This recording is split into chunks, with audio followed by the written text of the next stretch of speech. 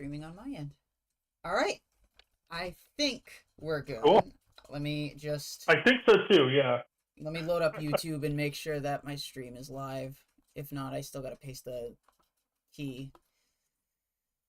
Pretty sure mine is too.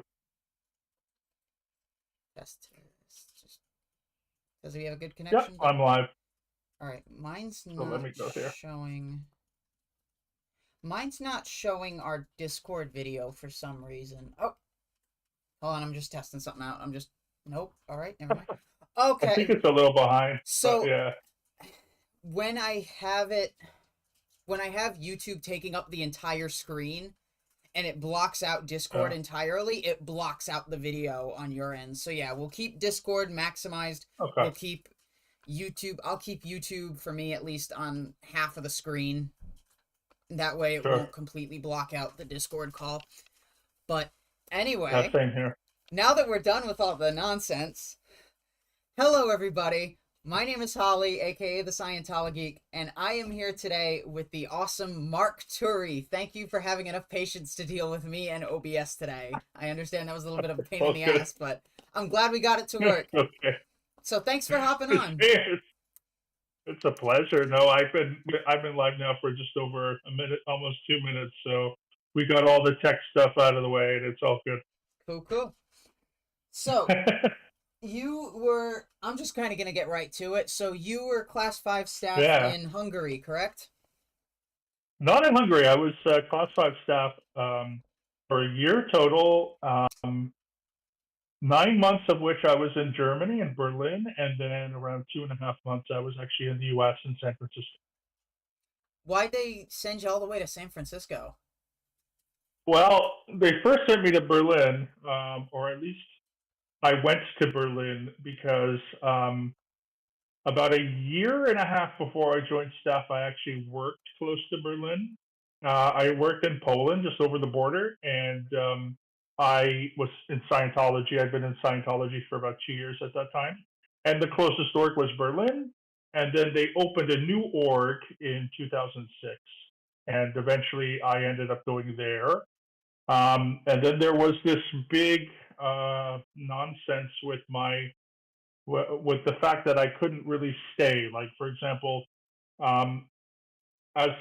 most people, if you enter Germany, in a lot of countries, like, you can enter visa-free for like 3 months. Yeah. And so what happened was I got a residence permit after that 3 months, but it was only valid for a year after, and I signed a 2.5-year contract. So I really couldn't stay. I really couldn't necessarily be there, and there was some things going on with like immigration, just in general at the Berlin org, and eventually they transferred me to the United States, where I was able to get a proper visa, which is called an R1 religious workers visa, and I was able to get that, and then I was in San Francisco for only a couple of months until they determined this is like irony beyond irony. But then they determined that due to some of my past history, I was not qualified for staff, even though I had been on staff for an entire year. And it's a whole thing. But it's just like absolute insanity in Scientology, bureaucracy, ineptness, just really, really just unbelievable. And that's what took me to Berlin, was just me wanting to go there, getting there, working there, and then them being like, well, you can't really stay here, so we'll ship you off to San Francisco, and then them telling me, well, you can't really be on staff anyway. It was insane. And then eventually I left. So what maybe it was a good disqualified thing. you from staff? Oh, well, I'm not sure. Maybe it might be a little before your time, but maybe you've heard of it before, Holly, which is that back in the day, in like the late 90s and early 2000s, there was a Microsoft Outlook news group, which was called ARS, alt.religion.scientology. Yep. And so I subscribed to that maybe like 5+ years, 5, 6, 7 years before I joined Scientology. And just the fact that I had subscribed to it, and I don't even remember if I read anything. I don't remember how long I even was subscribed. It didn't matter. ARS was considered a suppressive group. Now, mind you, when you first get into Scientology, they give you like an interrogation on an e-meter and ask you to disclose all of your, different affiliations and whatever. And I had been very forthcoming to the fact that I did join this news group because I was just interested Googling Scientology when I was probably 16. And, it's just like 99 at this point. And I joined in 2005. But like, I cannot tell you how long I was on ARS because I don't remember. I don't remember if I read whatever. Just the sheer fact that I had subscribed means that it goes into your ethics folder, so it's like a permanent state there. So what they told me in San Francisco was that I shouldn't have even been a staff member in the first place because you're considered not qualified. It's like an actual decree that they give you, a declaration. And so just the fact that I went through, and we'll get into the actual schedule, how many hours I worked, how little pay I had, after that year of this, like, just this legitimately insane year, and not to say that the other 2 years in Scientology were pleasant, but I was just a public, so it was okay. But after this year of this just whirlwind, this cycle of just unbelievable incompetence, I decided to leave because I thought to myself, I had been at 9 months in Berlin and I wasn't even supposed to be there according to policy. So like it just I couldn't reason, I couldn't rationalize why I was even there, and all the stuff that I had gone through was basically for nothing because they should have taken me anyways, and I just left after that. Pretty much like once I returned, because I'm originally from Toronto, so once I went from San Francisco to Toronto, and I was like going to be home and whatever, and that was in May of 2008, and I was just like, forget it, threw my hands up and said, no more Scientology for me, I'm done. So it's sort of the Coles Notes version of it, as we say in Canada. How long were you in total between being just public and staff? So I joined Scientology in May 2005, and I think it was on the 14th of last month. It was my 20th anniversary of discovering Scientology, and then I was in for 3 years. So I was in from May 14th of May. I'm studying history. I'm a historian, so I'm very good with dates. But I discovered it on 14th May 2005, and I officially left on the 18th of May 2008. So pretty much 3 years. And as I said, two of those years were public, and one of those years was staff. And how far did you get on both sides of the bridge? Not much. I did a lot of introductory courses. So like if you've seen, of course, the Bridge to Total Freedom, as it's called, the Bridge. I started in the Dianetics little area. So my first course was called the Hubbard Dianetics Seminar. My second course was the Hubbard Dianetics Auditors course. And I did like success through communication. I did a whole bunch of those introduction courses. And the only action that I got to do that was considered on the bridge was something called Method 1 word clearing, which normally there is a course for it, which is the very first course you're supposed to do on the training side. So when you train to become an auditor, that's like the first one that you do. But I received Method 1 word clearing. And if you know anything about word clearing, essentially it's trying to find misunderstood words. And what they do with M1 is you go on the e-meter. Because normally when you're trying to find these MUs, you sit with someone like a course supervisor, and they'll read a text and they'll say, okay, what does the mean in this sentence? It's like semantics beyond semantics. You have to define the word the, and then you have to define whatever.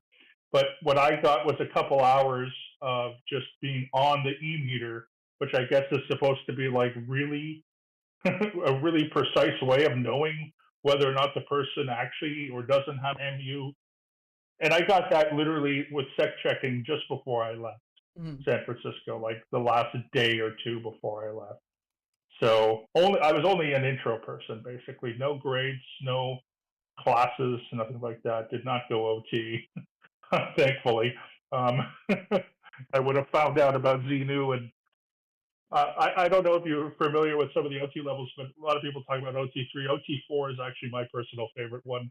Oh, the That's the one where you put your druggy thetans. yeah, you put your BTs, your body thetans, through drug rehabilitation. It's like Hubbard was an evil genius, right? Like I could be like, okay, you get to OT3 and it's like, all right, this is a big story, I get it. But then he's thinking like, we got more stuff to do because he needs more money. Why don't we just put him through drug rehab? Like, it's like at some point you got to laugh, and at some point you got to be really angry. At some point you got to laugh. You know what I mean? Like, it's just at some point, because if not, some of this stuff is just it's horrific. I'm not trying to say it's a good thing, but I'm just saying, you know what I mean? In retrospect, looking back, it's like, oh my god, now we got to put them through drug rehab. You know what I mean? What an Yeah. evil genius, Off topic But quick, just to make sure that we got this technical issue part out of the way. no worries. In your YouTube stream settings, do you have you changed like your title and all that stuff for the stream? I don't think so. Because at the top of your Dr. stream page, Anderson. there should be a section that says edit, and you should be able to fix that in case you need to Yeah, fix let the me do title. that. So I've got my stuff up now. My friend Peter Anderson is on here. Hello, Peter. Um, so edit video. I'm sorry, Holly. Are you video? So in the, hang on. So when you have your window up where it shows like your chat and all that stuff, Yes. Yeah. um, if you open that window all the way for a second, and in the top right, to the left of your chat window should be a section that's a little button that says edit. Here, I'm gonna take a quick screenshot just to Let me go show back. Yeah, you. let me go back. When I'm at my own YouTube, I can't see this, so I just see blank screens. I put it in Discord, so you should be able Okay, to let me look at see the that. picture. Let me see here. And then near the top middle of that picture, there's a button that says edit.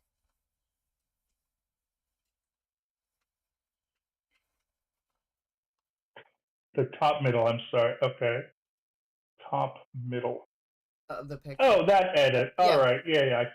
I think I know which one you're talking Yep. about. Just I figured Uh, I'd give you a second to like fix your title and description in case you have to. yes. Okay. I think I've got it here. Yep. Yep. Yep. Yep. Okay. Cool. Let me do that. Sorry, everybody. It's been. I'm on. What's it? ODS. OBS. Yep. OBS.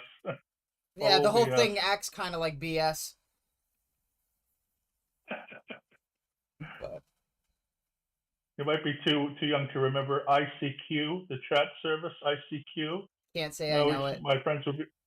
Well, it's old school. I'm 25 years old. But I seek you. ICQ. Yep. We were all. I was like, I wonder what that stands for. My friend was just looked at me. He was like, what do you think it said? I seek you. Come on. I remember the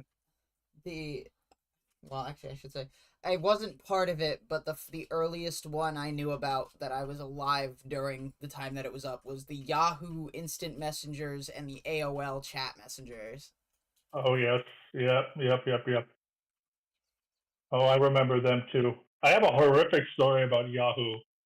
Just very briefly here. So I was 18 when 9/11 happened. So when I was at college the morning it happened, and when I got home in the afternoon, I flipped open Yahoo Chat. Mm-hmm. Some of the most horrific, nastiest anti-Semitic and Islamophobic, homophobic comments on Yahoo Chat. And I was like, "This is the internet." That was my awakening to Yep. how horrible internet was, and that was a while ago. And I don't think much has changed, unfortunately. But anywho, it's just an anecdote um, about how terrible people are. But I think I did it. Let me just see here. I made the title. I'll add a description and a thumbnail. Yeah, okay, perfect. I'll add a description and a thumbnail later for everyone. And as I said, I have my friend Peter here. All right, all is good. Cool, cool. Yep, I see the changes on my end when I open up your Yeah, stream. So everything's good. cool. Yeah. Sweet. All right, so back to staff. Um, what training did you have to go through to actually join staff? Like I figured you'd have to go through the staff status packs and all that stuff, but what did Well, you really, I mean, like, really, anyone can join staff. I mean, you should probably, if you wanted to actually be on staff. I mean, other than actually having to have another set of income, probably it's best that you have some Scientology, even if it's just introductory services or training. You should probably have some of that.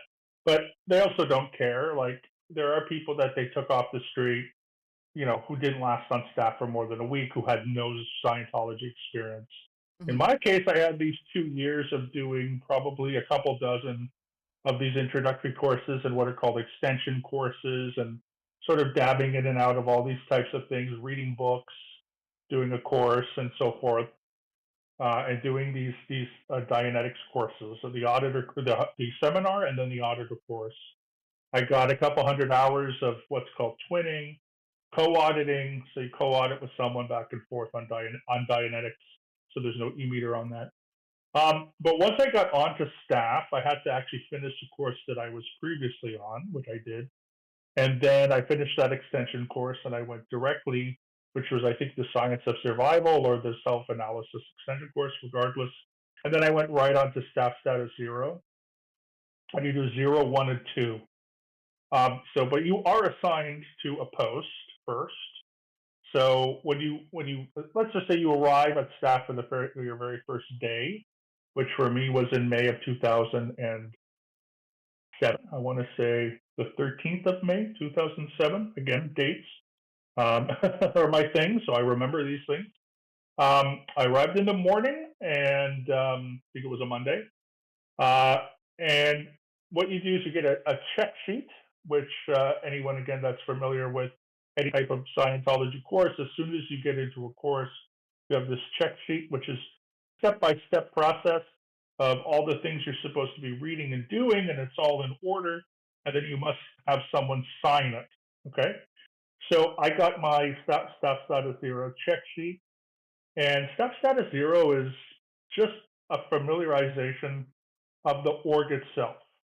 So it's a course that I think I only did 1 or 2 days. It's very, very easy course, but it's basically you going to different actual people, of course they call terminals or posts in an org, and you have to see someone. Like, you've got to see people in treasury, you've got to see all this kind of stuff, and you familiarize yourself with these various people, and you have the check sheet. So you go up to them and say, hi, introduce yourself. Are you, so, the whatever, post it is. They'll say yes, and then they kind of give you like a spiel, and then they'll sign it off. You might get something from them, like, for example, I was in the Treasury division, and so eventually I was in the department that was responsible for staff records and also for uniforms. So in an ideal org, we had uniforms. In a Sea Org, they'll have uniforms. They're not going to have that really in a non-ideal org. But it was like my job to bring new recruits like ties, shirts, pants, etc. So when you give it to a new staff member, you got to sign your initials, and then you have to make like an actual folder. It's a red color folder for staff, and you sort of do all these things, and you could just go through. Then usually with you, I forget the name of the person. My friend Sabrina would probably know. She worked in HCO, and of course HCO is the Hubbard Communication Office. And let me just put on. You can hear me, yeah? Everything's still okay? Yeah, I can hear you. Okay. Sometimes when I go to do not disturb, it cuts off my mic. Yeah, I forgot to do that. Nope. So you go with someone from HCO, and this is the big thing. This is the org board. Okay.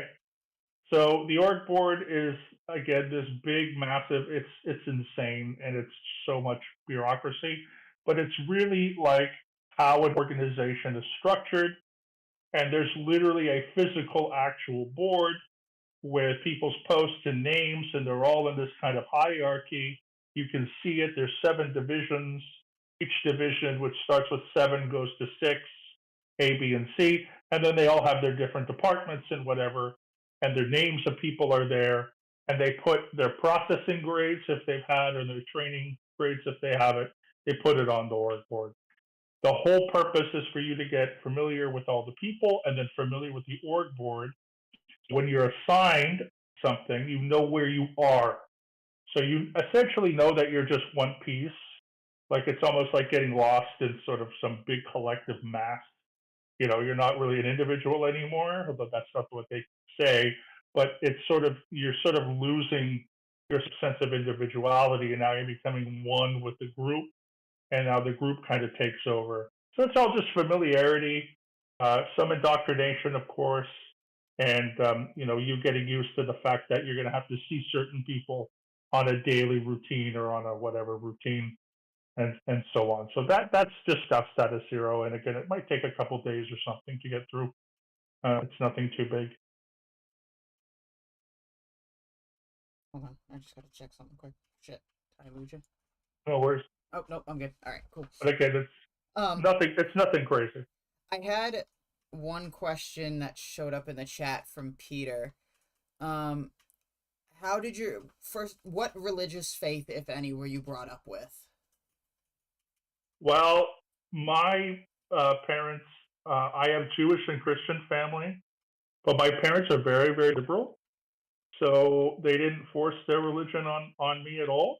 I was introduced to their Christianity and their Judaism growing up. And then it was basically by the time I was 18, it was sort of whatever I wanted to do, my parents were supportive. I was very, very lucky in that way. Never went to Sunday school, never went to Hebrew school, never had anything forced upon me, which I think can be very traumatic. And I certainly understand why some people might reject the whole concept of religion because of a traumatic childhood. And I have all the sympathies in the world for those individuals. I just did it differently. I had very hippie parents, and they were just kind of like, whatever you want to do, we'll support you. But when I was 18 until I was 22, and even after I left from 25 onward, I was very lucky enough, and I got myself very curious to the point where I dipped into and investigated a ton of different religions and philosophies and ideas. And some of them stuck and some of them didn't. But for me, one of the things that Scientology at least did for me initially was from 18 to 22, I had been back and forth to different groups, different religious groups, Jewish groups, Muslim groups, Christian groups, Buddhist groups, Hindu groups, and you name it.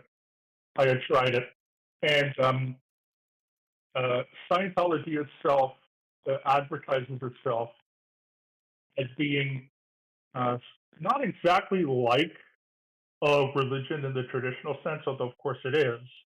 They advertise themselves as being something almost like, I know you're in the Northeast, so you might be familiar with the Unitarian Universalist Association. They call themselves a creedless faith. Like you have people who have different beliefs that's what Scientology likes to think of themselves as. We have different theological ideas. So if you are an atheist, agnostic, theist, whatever, you can join, or if you're Christian or Buddhist, whatever, you can join. And I was kind of attracted to that. And so they made all these kinds of promises. And then one of the things is I had just been trying to study Buddhism for about a year before I joined Scientology. And Scientology, in some ways, advertises itself not publicly. It advertises itself as being kind of a new version of Buddhism. When you start Scientology, at least when I did, I was listening to a lot of lectures by L. Ron Hubbard, and he made a lot of critiques of Buddhism, which was that, according to him, Buddhism was just sitting on a mat meditating, wasn't doing anything, and so his Buddhism was practical, And he also referred to himself as the Maitreya Buddha, the Buddha of the future. So, which is all BS.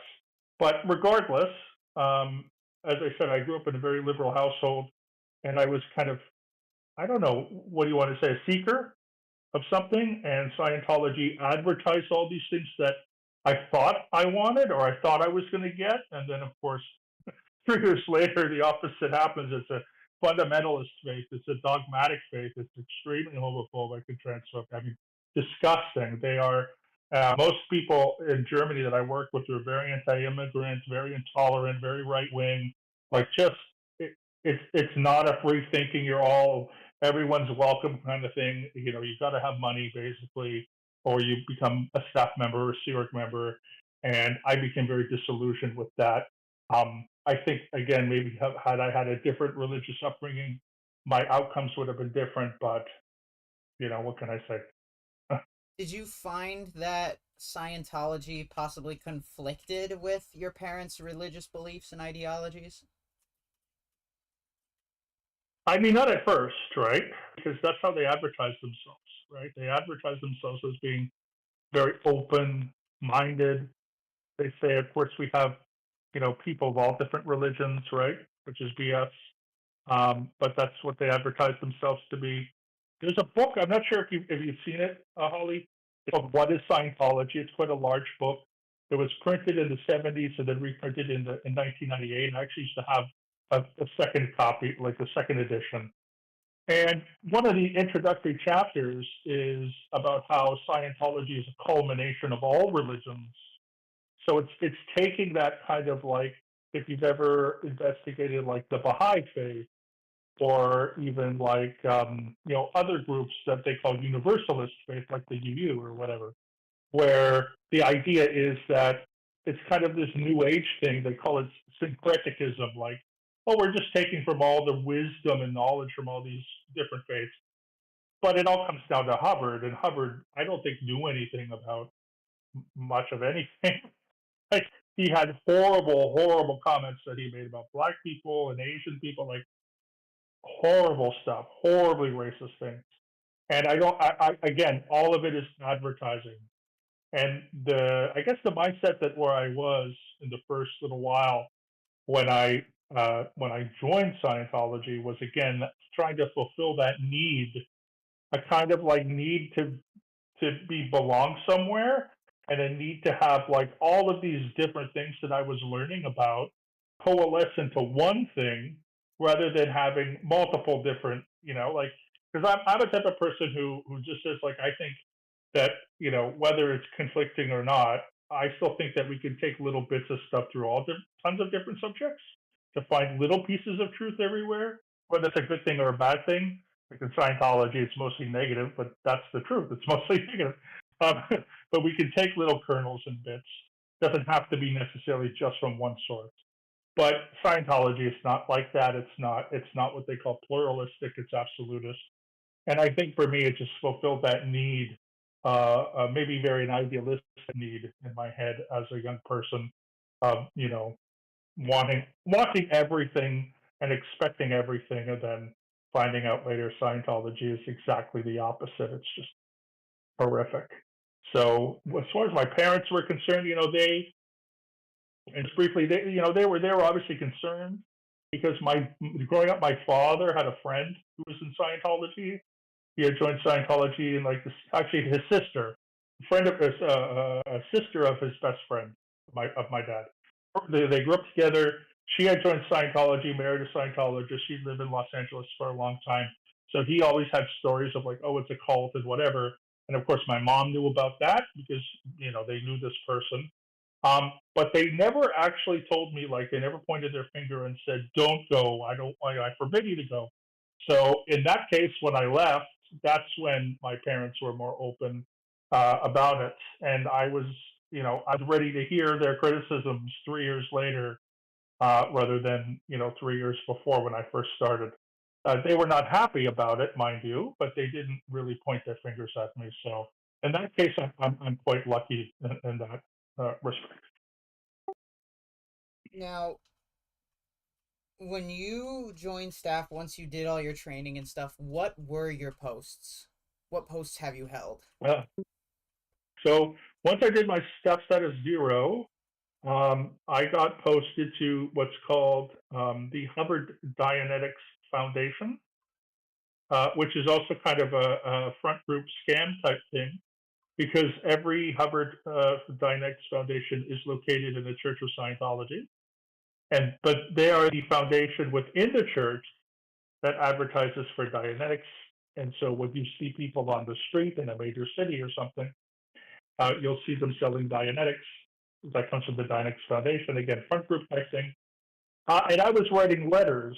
So I was a letter letter registrar within the Hubbard Dianetics Foundation. Can you hear And me? I remember, I'm on push to and talk, this is so like I the most can't hear me unless I insane hit the thing button. I think I've ever done.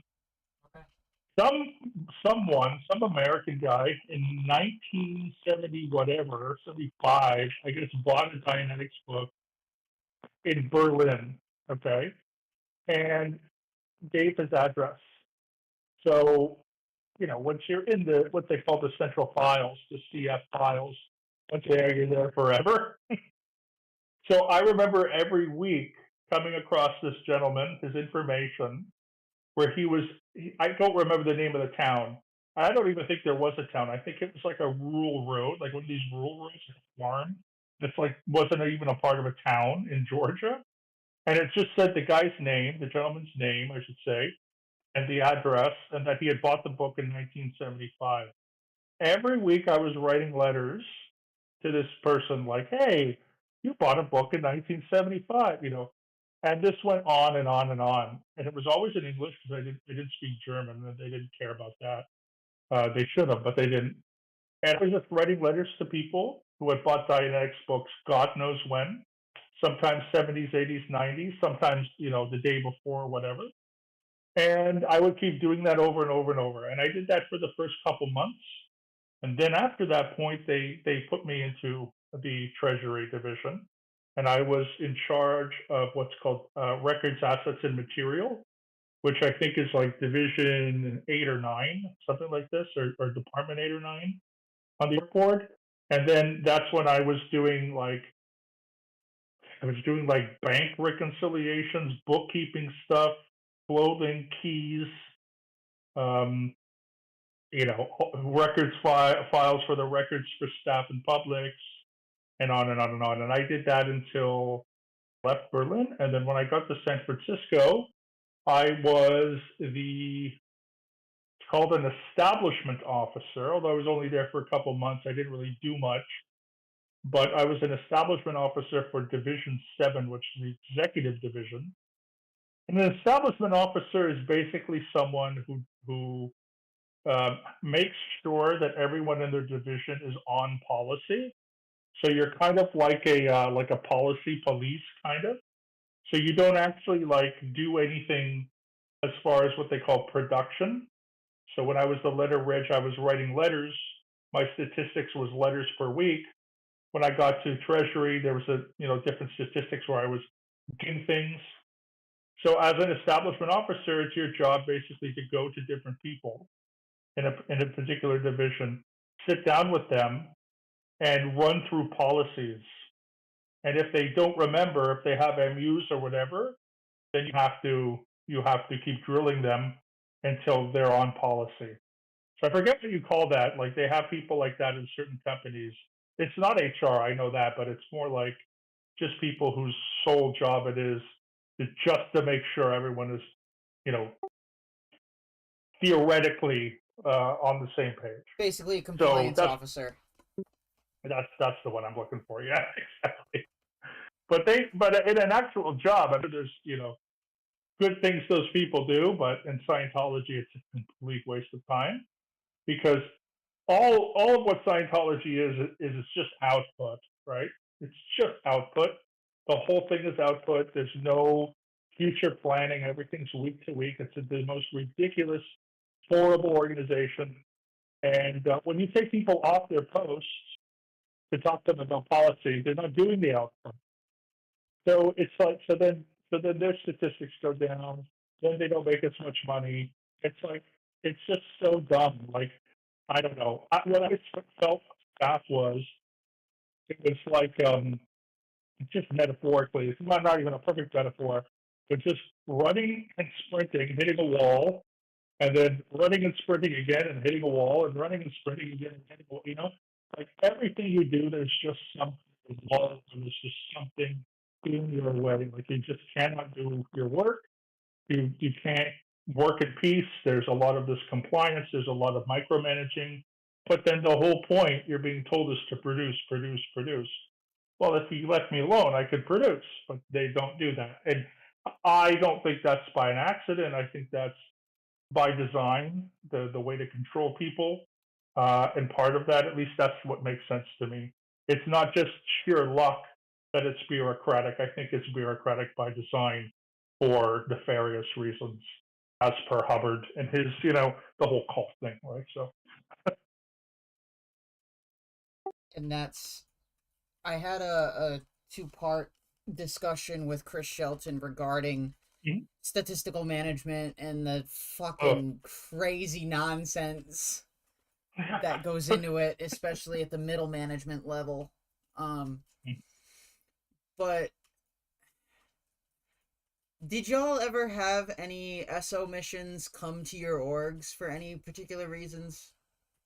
Yeah, of course he did. Because Berlin was an ideal org, and it was the first ideal org in Germany. We had 3 Commodore messengers, which we called the Missionaire 1, Missionaire 2, Missionaire 3. And one gentleman, is Missionaire 3, was a guy named Hans Smith, who ended up being in a hate video against Mike Rinder. And then our Missionaire 2 was, I forget her first name. Zara was her first name. Now I remember it. Last name Kotrick. And she was married to the CO, so the commanding officer of CLO, which is the Continental Liaison Office of Europe, whose name was Walter Kotrick, who I got to meet, and he's an idiot. But he was a okay. Here's the thing with Scientology. He's like a world-class professional chef. So you would think that's what he would be doing in the Sea Org, which he was. And then they took him off his post to become a commanding officer at a Continental Liaison Office. A chef, it's like, no offense to anybody, but like, if you're skilled in something and then all of a sudden they throw you into admin, like you're a skilled chef, and they throw you into admin personnel, it's not going to work out. So it's not his fault that he was kind of a dope. I forget who the Missionaire 1 was. I told Aaron I thought it was a woman named Angie Blankenship, but it may have been her. It may not have been her. I don't know. But what I just want to say with that is like, yeah, man, those Sea Org members are living in another planet, and they do not take no for an answer. Even if no is like, hey, reality, this is reality. I can't stay up for a whole week to get my stats in. They don't care. They just don't care. Not when they're missionaries. Now, when you were, what were you, Ram, Director Ram? DRAM, yeah.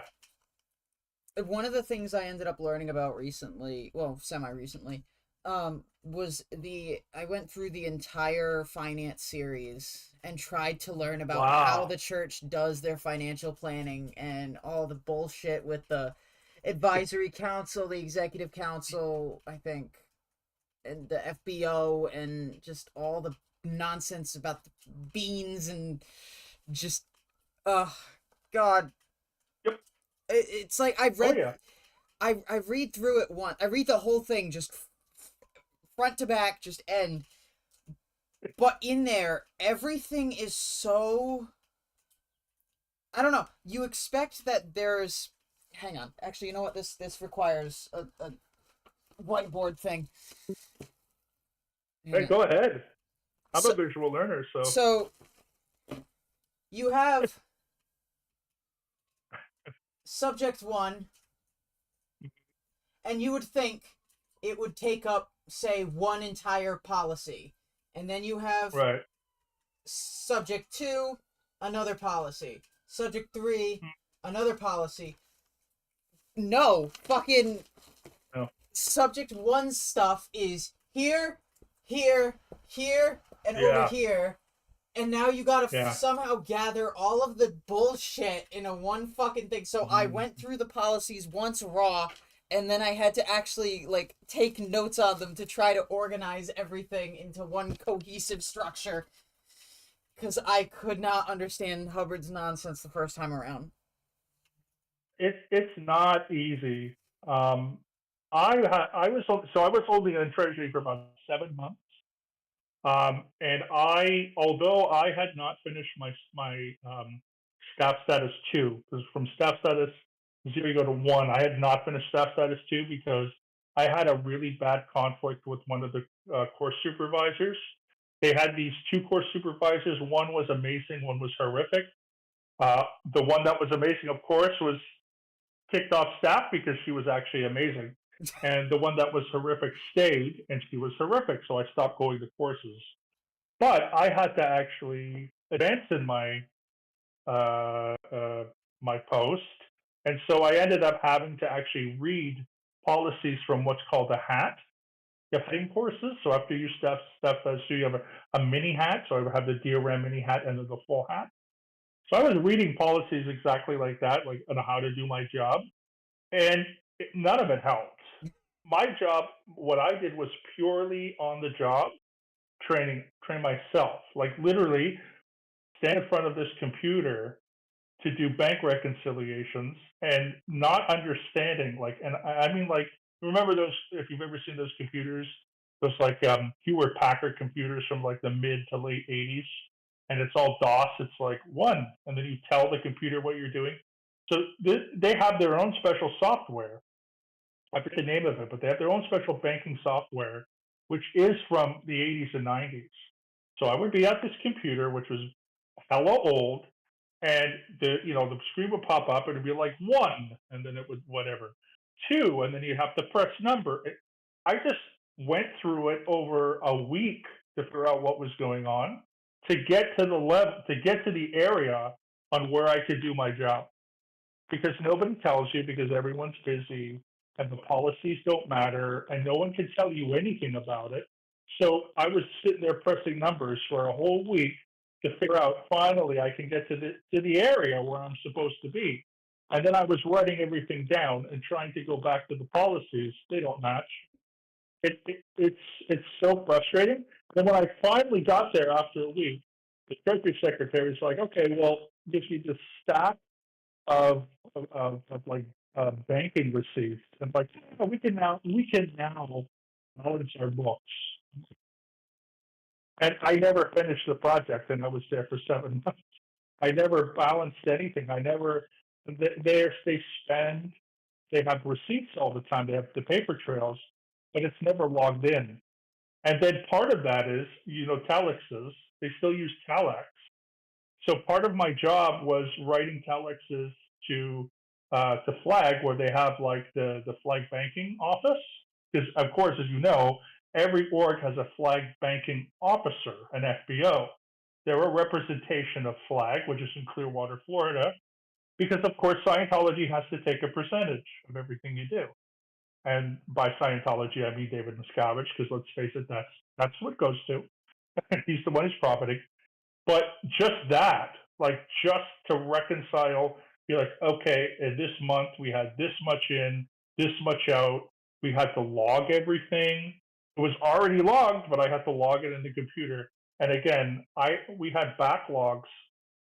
They opened the Ideal Org officially in January of 2007.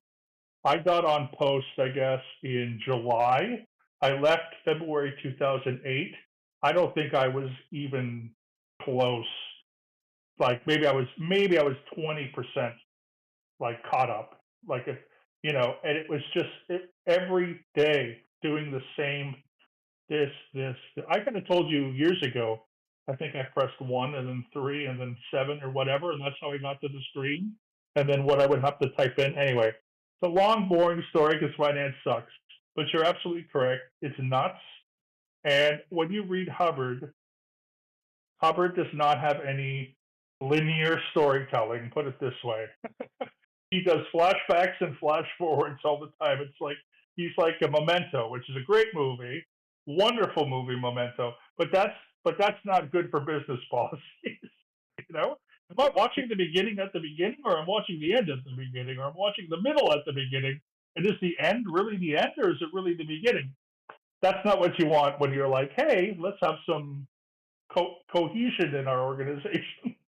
It's also stupid when they're having you look at stuff from the 70s, 80s, whatever, Uh, and the software, well, in your case, it wasn't updated, but if no, you have like an no, updated piece of software that you have to use, Hubbard didn't fucking write anything on it. no. And yet he still has this format that he wants you to follow while using whatever piece of software you're using, and somehow you have to stick to the old format on the new stuff. And oh my god, did you guys, all right, did you guys have to draw your stat charts out by hand, or was this something you guys did computerized? Oh, that's a great question. I can't recall. I think I remember learning to do it manually. I would have to say probably we did it manually. I don't ever recall using a computer to do that. And what kind? So what I would do, I'll just give you one of my stats.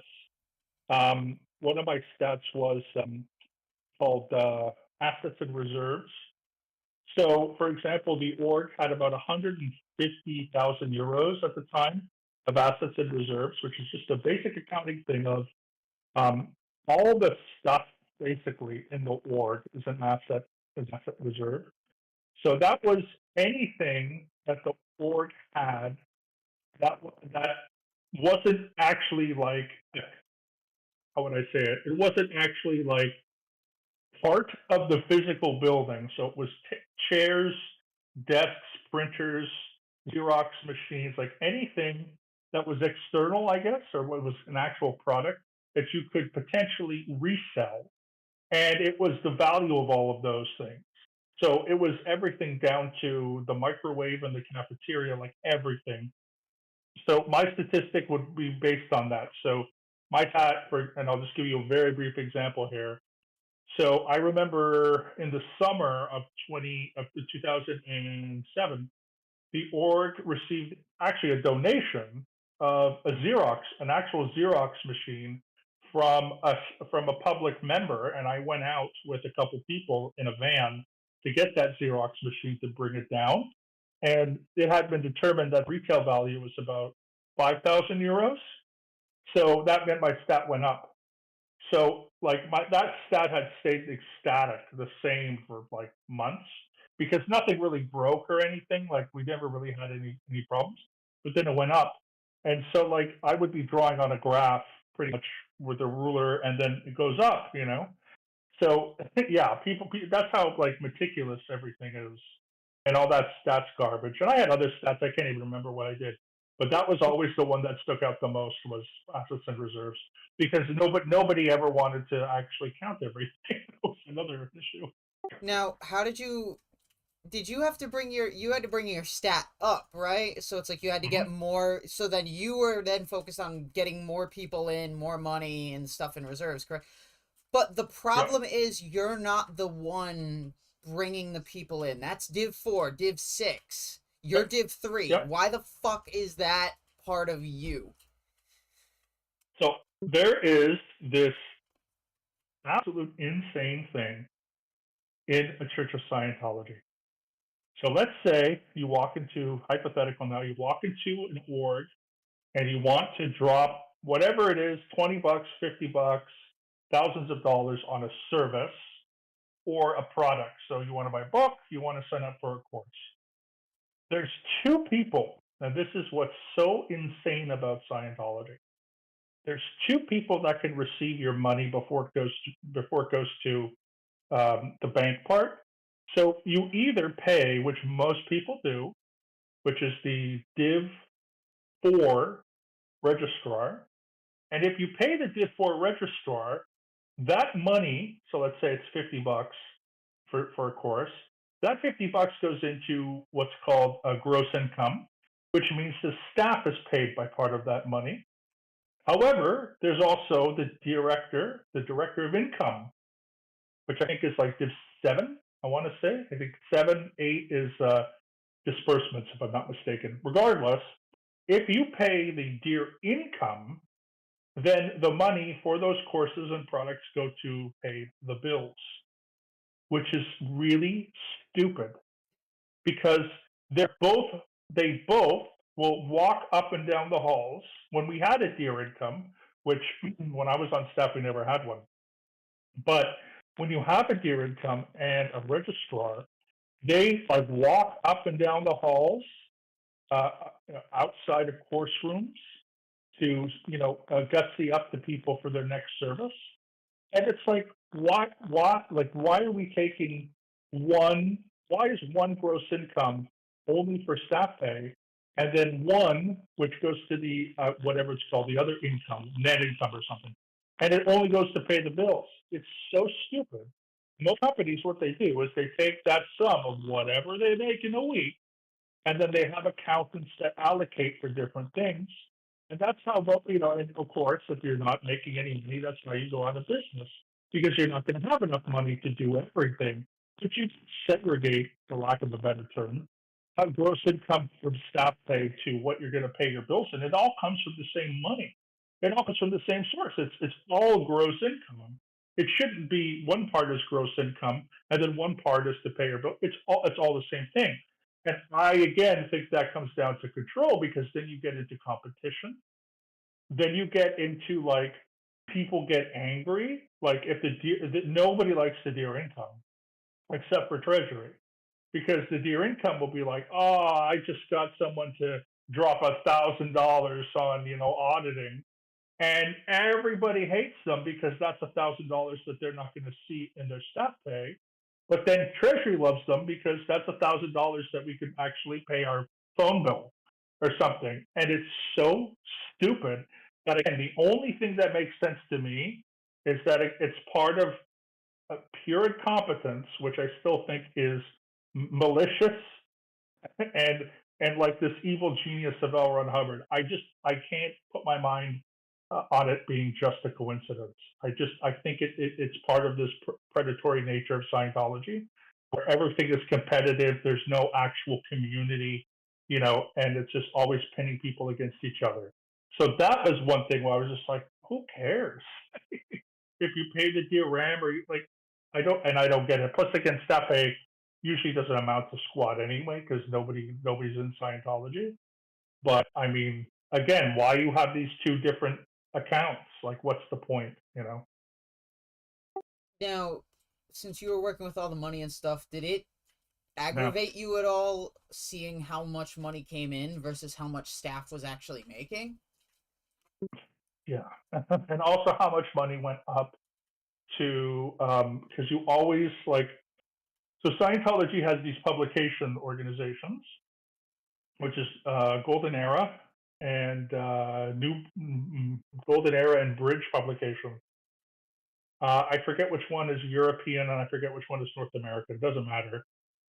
But, they make books. So what Mark Hadley told me is, when they make these products, they make them for pennies because they're just raw materials because Sea Org members don't get paid anything. And then from the publication, they actually sell them to the orgs, and then the orgs will sell them to the parishioners, and it's marked up every time. So you're inventing something that is literally could be $1, and then you're selling it to the orgs for a lot more than $1. It could be tens or whatever, and you're selling it even more. And so that really got to me was the fact that again these things are basically being made for raw materials. The raw materials to publish a book is next to nothing. It's paper. Okay, yes, they do need a printing press, so it does cost something. Totally fine, but there's no labor involved because the Sea Org members they at Bridge Publication and at New Era they don't get paid per hour. They don't have any, as you know, they don't have any retirement. They don't have any benefits. They don't have health insurance. Nothing like that. So it's not like, oh, if I go to a bookstore like Barnes and Noble and you've got this actual, Penguin books, well, they've got, why it's $50 is because at least part of it's going to people who are actually working and so forth, and they might be unionized and whatever. And so that really disturbed me. And I was able to follow that trend because I would get through assets and reserves, I would be getting one of the things that happened was I was on staff during the release of the basics, and the basics, all those new books when they reprinted all the books again, which was in the summer, I think June, July of 2007. You know, those books, there's a lot of them, but like at Bridge Publications, like they were selling those entire things for like $3,000-4,000 for a couple dozen books, and they're made for less than 100.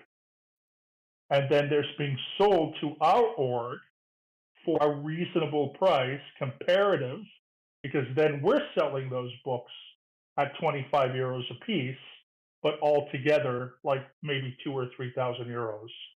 And so I literally saw step one, step two, step three. So you've got a few dollars in some cases to maybe tens of dollars to hundreds of thousands of dollars. And again, that disturbed me so much because it's just profiting. You're not supposed to be a nonprofit organization. It's supposed to be a religion. It's supposed to be a church. Like, you know, that's what they're supposed to be. They're not, obviously. But, you know, that, again, that really disturbed me seeing that amount of profit margins and profit increases in a so-called nonprofit organization. You know? Yep.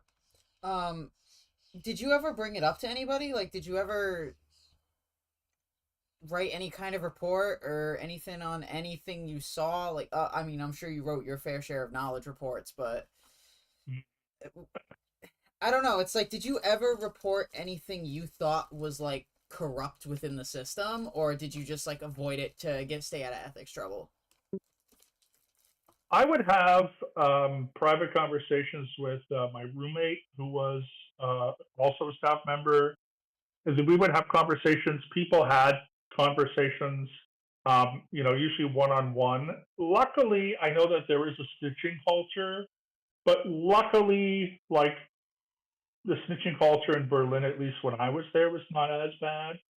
So, you know, as long as you kind of kept it, if you criticized, for example, an individual Scientologist, that was less damning than the whole organization. So you know, we would hate the executive director, we would hate our supervisors. You know, we tell them, we call them by name, we call them names, which I'm not proud of, but you know, it happens. Four-letter words, whatever. Hated that course supervisor, so whatever, and I would write reports on her. But you would never contradict the system. So it was more like there's something wrong with the people in our organization because the organization overall is so good. So it has to be the suppressive people and the PTS people in Berlin who, you know, who are doing it wrong, because we're looking at, you know, videos 5 times a year at these events of other orgs that are excelling, and of course they're all propaganda videos. But we're like, well, it must be better in San Francisco, it must be better in Tampa, it must be better in Mexico City, it might be, you know, must be better in Milan. And of course it's not, but that's what we come to believe. So we do a lot of self-blaming, but you would never want to blame Hubbard, you never blame Miscavige, never take it any higher than an individual, because then you get in trouble. So y'all, as pretty much everybody on staff, fell for the birthday game manipulation tactics. Which we won, by the way. Oh, you Berlin did? won.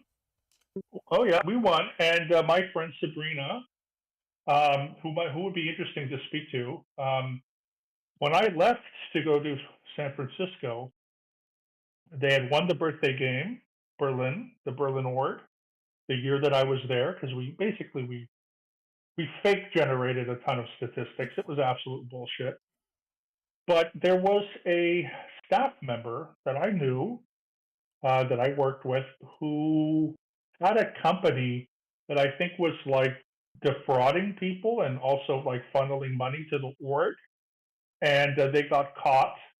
And there was this what they called the Berlin Flap. It's the famous Berlin Flap of like 2008, 2009.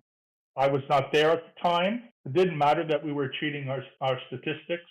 I can tell you about that. The whole time everyone was cheating just to win the birthday game that year, which was again the first year after we were established. So that was the big thing, and we won it internationally. But this Berlin flap in like 2008 and 9, which had to do with fraud. I think there was some charges, if I'm not mistaken. My friend Sabrina will know more. But yeah, I mean, it doesn't matter if it's illegal or anything. They don't really care. They only care when you get caught. So even if you have a business and you're defrauding people and you know, um, scamming people, and I don't know the exact specifics about this case, but you know that there's a lot of companies that are started by Scientologists that are investment type companies. So you say, okay, invest in us, and maybe we'll buy property or we'll do something in it, or we have a company, we're going to make a product. And they take those thousands, if not millions of dollars, and they basically use it to fund their own bridge, to do their own services.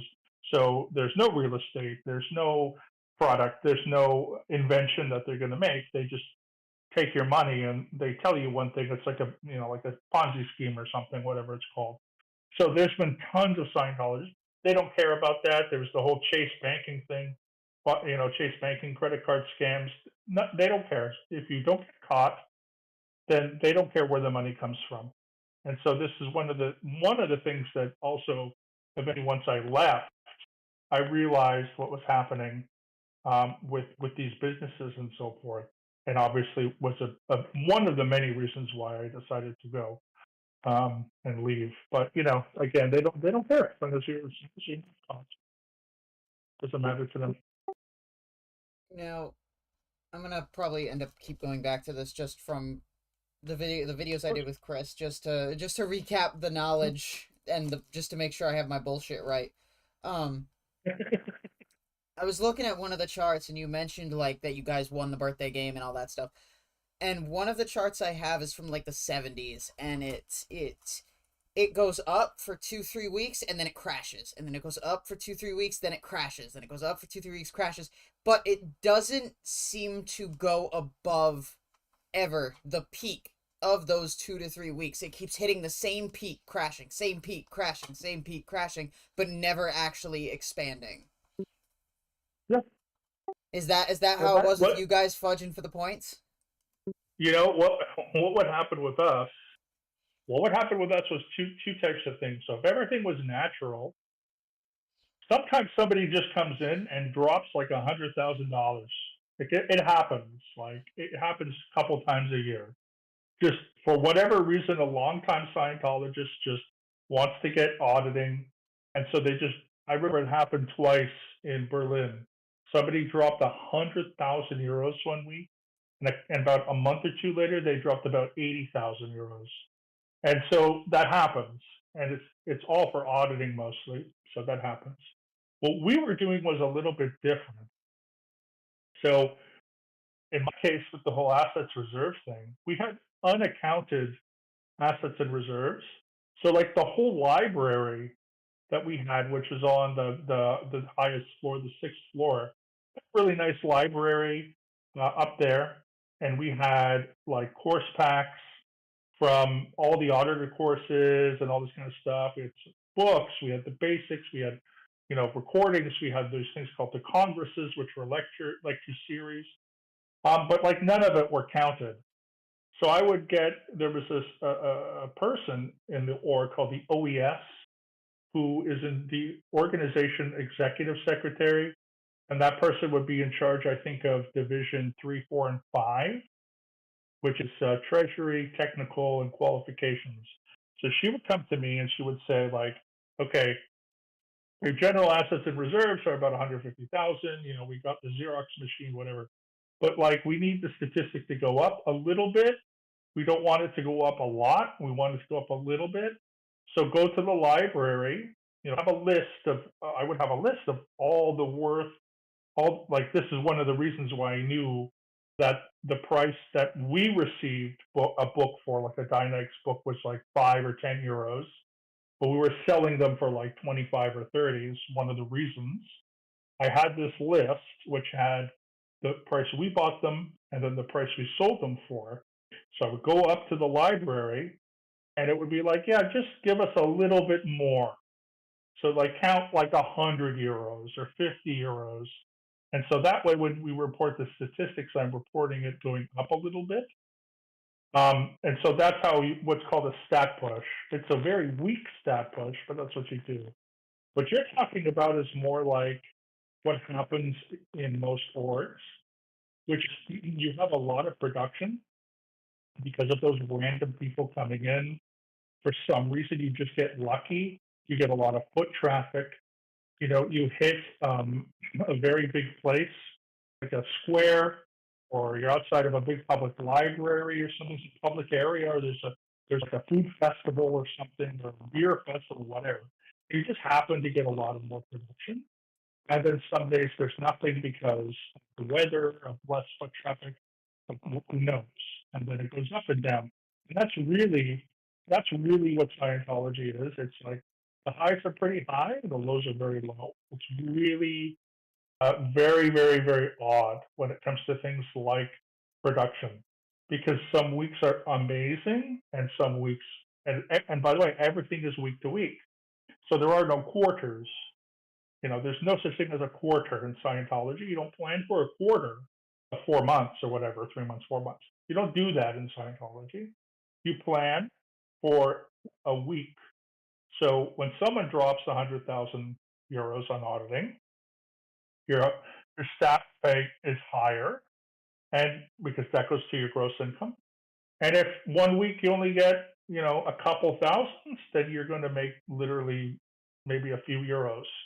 And that's just what it is. And it's all predicated on people coming in to Scientology, which nobody's doing in great numbers. So back in the day, when Scientology was doing really well, was probably from around the 60s to maybe about the 90s, like early 90s. And then, as you probably heard, the golden age of tech, which is around 96, crashed everything. It started to crash with when David Miscavige came in. But even in the early 90s, like really, even then, certain orgs were doing pretty well, and they were able to pay their staff a decent amount, but that never lasted. It's called being St. Hill size. Orange County org went St. Hill size, San Francisco went St. Hill size. There's this idea that if you just get more auditors, more production, more people on staff, then the staff pay will be like a minimum wage or higher job. But if it ever materializes, it only happens for a very brief amount of time, and then that's it. And so there's no org other than the Sea Org orgs that are making enough that would even be able to pay their staff a regular salary. And so I ended up getting paid anywhere from 10, 11 euros for a couple weeks, all the way up to about 85, 86 was the highest. And my average was around 22 to 25 euros a week. And that was my payouts for the whole week, and I worked a lot of hours for that. How many hours per week were you working? So based on what you've told me, you weren't foundation staff, you were day staff. Or were you day and foundation? Okay, because you didn't have enough people to split the departments. I was full time. So if you're aware of the schedule, and again, probably from Chris or from that, is the day schedule is basically Monday through Friday. You work essentially from about 9 o'clock to about 6, roughly. And then foundation usually start around 7. You have to be there at 6, but you start working at 7, you leave about 10. And then on Saturday and Sundays, it's usually all day. It's usually like from 9 to 6, which is a very invasive, horrible schedule. So you don't get any rest, basically. But what happens in Scientology, at least from my introduction, is when they don't have a day or foundation org. I had no idea. There's only one org in some orgs, but then there are these 2 orgs, these day foundation.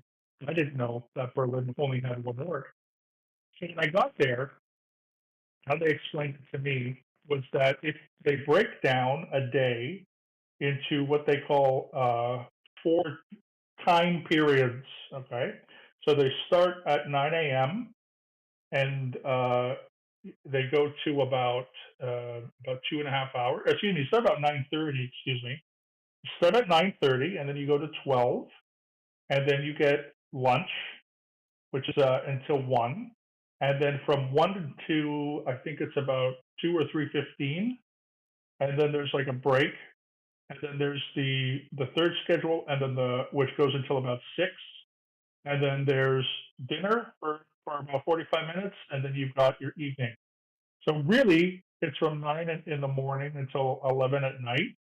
So we're on full time, right? Obviously, the full schedule is 28 periods, 28 time periods. When you work full time, you only get 2 of those off. So that means that you only get 2, and it can be any 2, but you only get 2 off when you work full time. And so for me, I would take like Friday and Saturday mornings off. So my schedule was 9:30 Monday to Friday, 9:30 or 9 o'clock. It's kind of been a little while, so I'm trying to figure out. So I think it was, yeah, I think it was 9:30. Excuse me, 9:30 to 12. So that's the first period. Then you have lunch at 12 until 12:45, because then you actually have to be at a muster 15 minutes before. So 9:15 muster, 9:30 starts the first period. That goes to 12 noon, where you stop. You have lunch till 12:45. At 1 o'clock, you start the second period, which goes until 3:15. You then get 15 minutes for the afternoon break. From 3:30 until 6 is the third period, and then from 6 to 6:45 is dinner.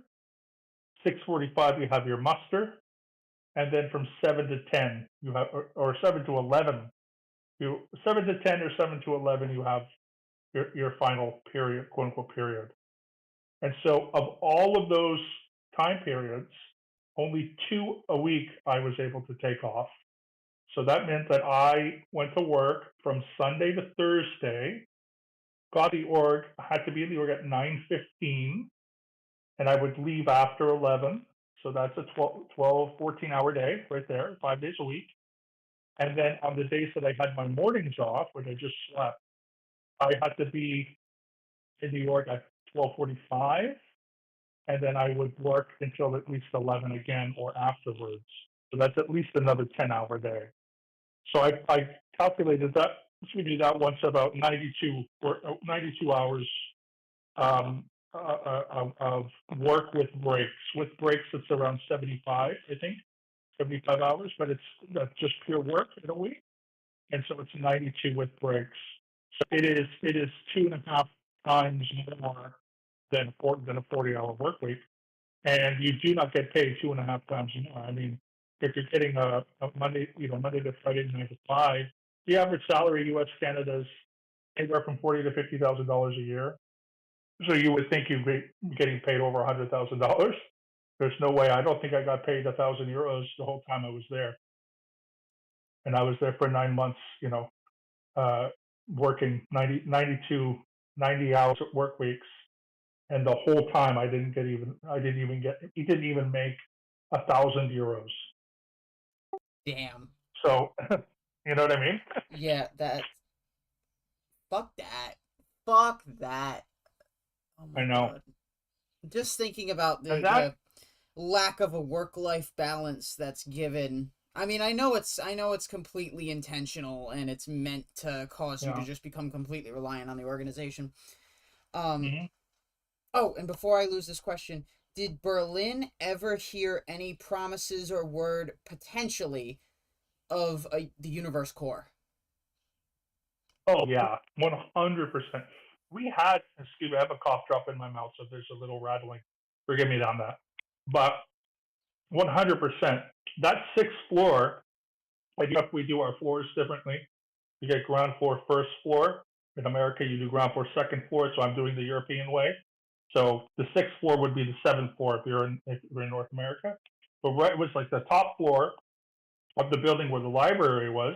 You'd walk off the elevator, to the right was the library. To the left was the fucking Universe Corps office.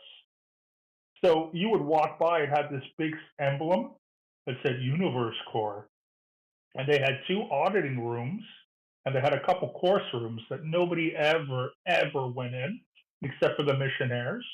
I think we had a couple of our staff meetings up there because they were these special ideal orgs. They have this special kind of model or architect model or design of these buildings, and they have to have the Universe Corps. But screw the Universe Corps, because the Universe Corps is supposed to come in when you're St. Hill size. So for Berlin, and I talked to Aaron about this. I didn't even really realize this, but we had when I started on staff, we had about 140 staff members, and when I left, we had probably around 80. And that also doesn't include, like, that's not just a loss of 60 staff members or whatever. That's a loss of even more. There was over 100 staff members were lost and gone within the first year. But they were kept enticing us that when we go St. Hill size, so I got there in May, we were going to go St. Hill size in June. Then we were going to go St. Hill size in August. Then we were going to go St. Hill size in September, and then nobody talked about it after that. But Aaron told me, he's like, if you're St. Hill size, you're already St. Hill size. It doesn't matter. It's like a goal, because it means you have a certain amount of auditors and course supervisors. It's not like you can't just get there. It's not like a goal. You know, it's like something you already have. You're there or you're not. Of course, I didn't know that. I don't think anybody else knew that. But that was the big thing, Universe Corps, because the Universe Corps, as you probably do know, because you've mentioned it, Ollie, it's supposed to take people to OT5. And you're supposed to, like, everybody gets into Scientology, everybody wants to go OT, but like maybe 10% of Scientologists actually go OT. And, you know, if you go St. Hill size, the whole point is to get the whole staff up to OT5. And they just dangle that carrot in front of you. And it's absolutely horrendous. I mean, the fact that they literally built 2 OT5 auditing rooms for the OT levels and course rooms specifically for the Universe Corps, and there's never. I mean, I don't. Again, maybe when a few of the orgs in the past went St. Hill size, like Orange County and San Francisco and a few others. I don't know how long the Universe Corps would have even gone. I don't know. I don't even know if they exist. But it's just this sickening. It is. It's really horrible dangling carrot, because again, everybody wants to go OT. Everyone thinks that will solve all their problems too. You know.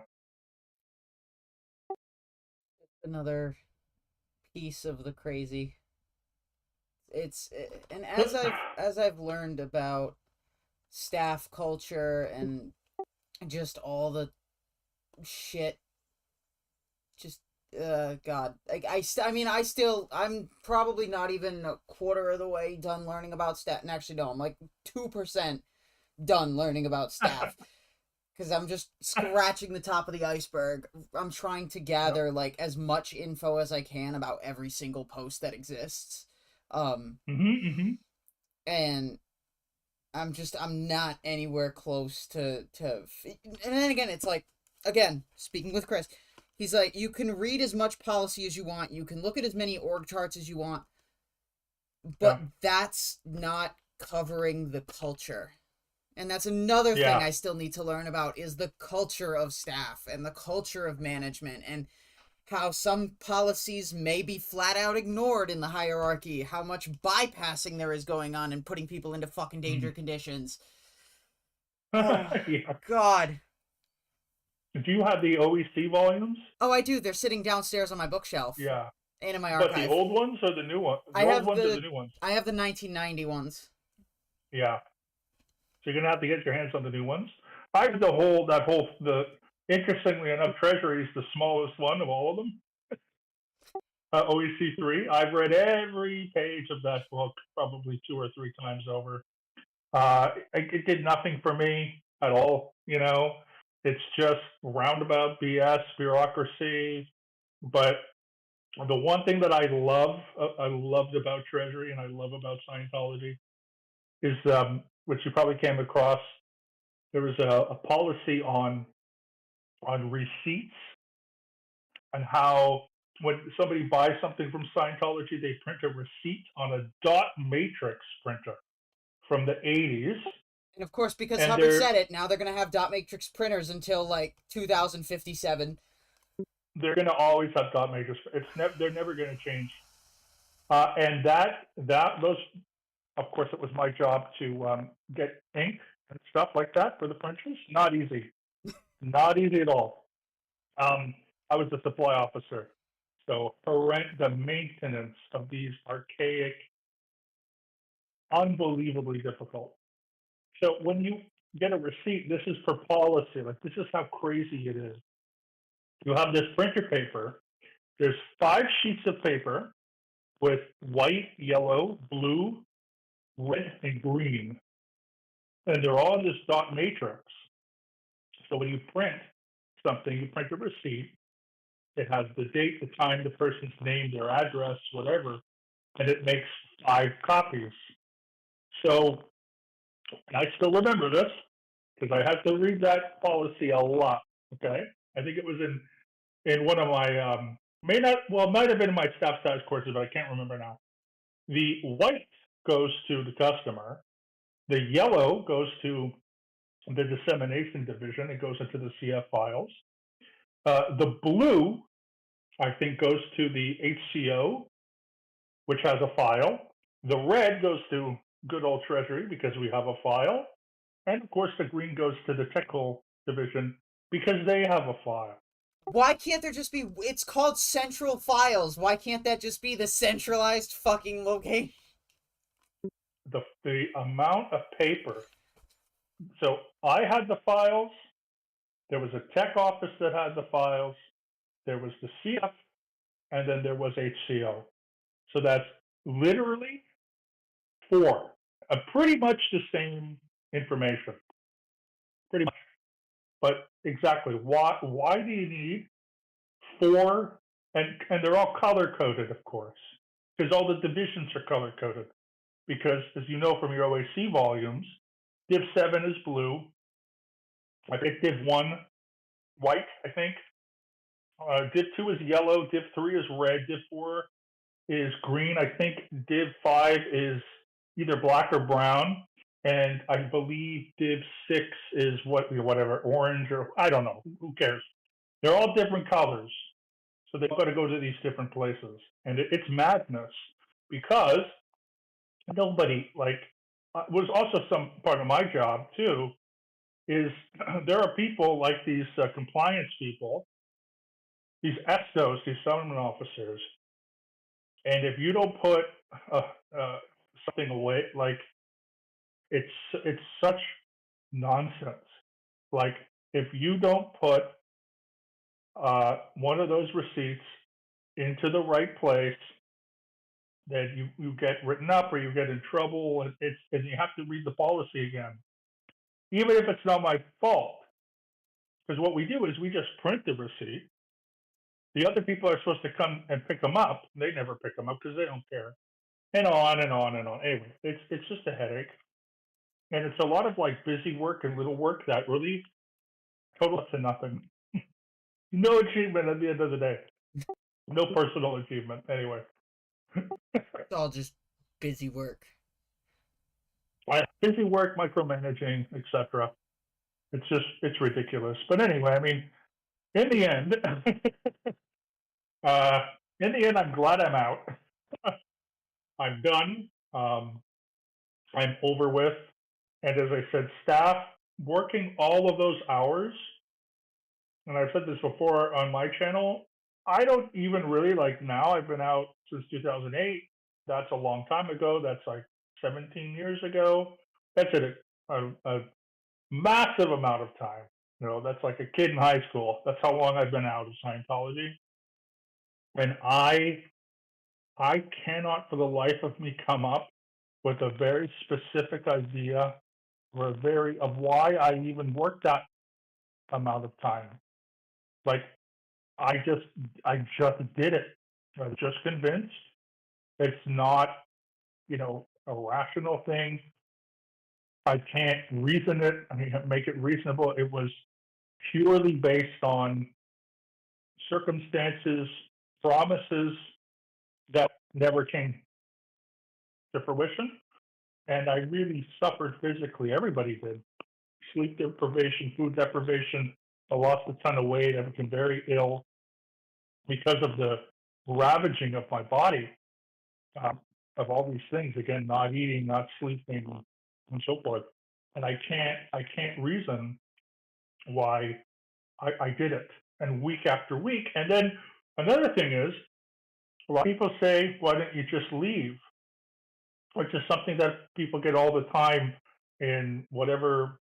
I don't want to bring up something um, uncomfortable, but that's also a reason when there's an abusive relationship, whether it's romantic or interpersonal or whatever. Okay, a lot of people, why don't you just leave? In Scientology, the reason why you don't just leave is because if you are committed, like I was, like if I was 2 years as a public, and there were things about Scientology, I had made up my mind, like I was going to do this for the rest of my life. I didn't care uh, what it meant, like that. This was going to be my thing, called the sunk cost fallacy. But I was going to do it, and so if you sign a staff contract, which is either 2.5 years or 5 years, if you break that contract, then you get what's called the freeloader bill. And people, I think, really need to appreciate the fear that that induces into people, which is that you cannot do Scientology until the bill is paid off. And just that idea of not having Scientology is a big reason why, either on one side, someone has done such little Scientology that they don't care. So maybe they, like, there's a lot of cases that I observed where someone was discovered Scientology. They might have read a book or taken a course. They were very brand new. They joined staff. Uh, they got no pay, and they're gone. Right. Mm-hmm.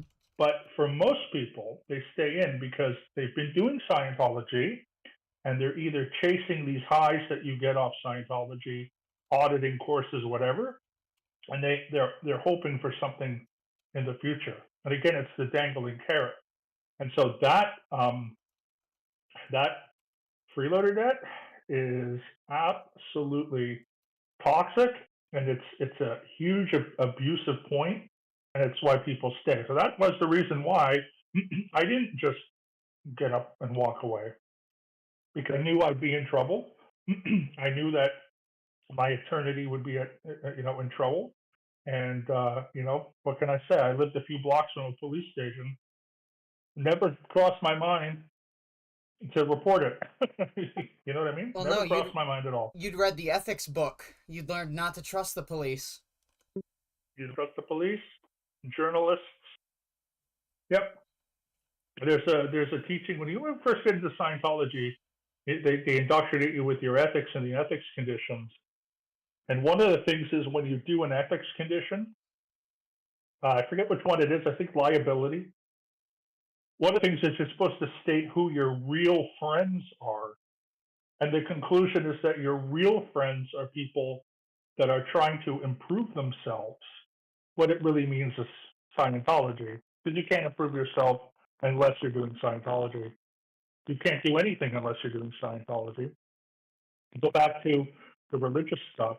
You also learn you can't meditate, do yoga, or do chanting while you're auditing as a Scientologist. So you really can't practice Buddhism, Hinduism, whatever, and be Scientologist, because the point of a Scientologist, you're always supposed to be auditing.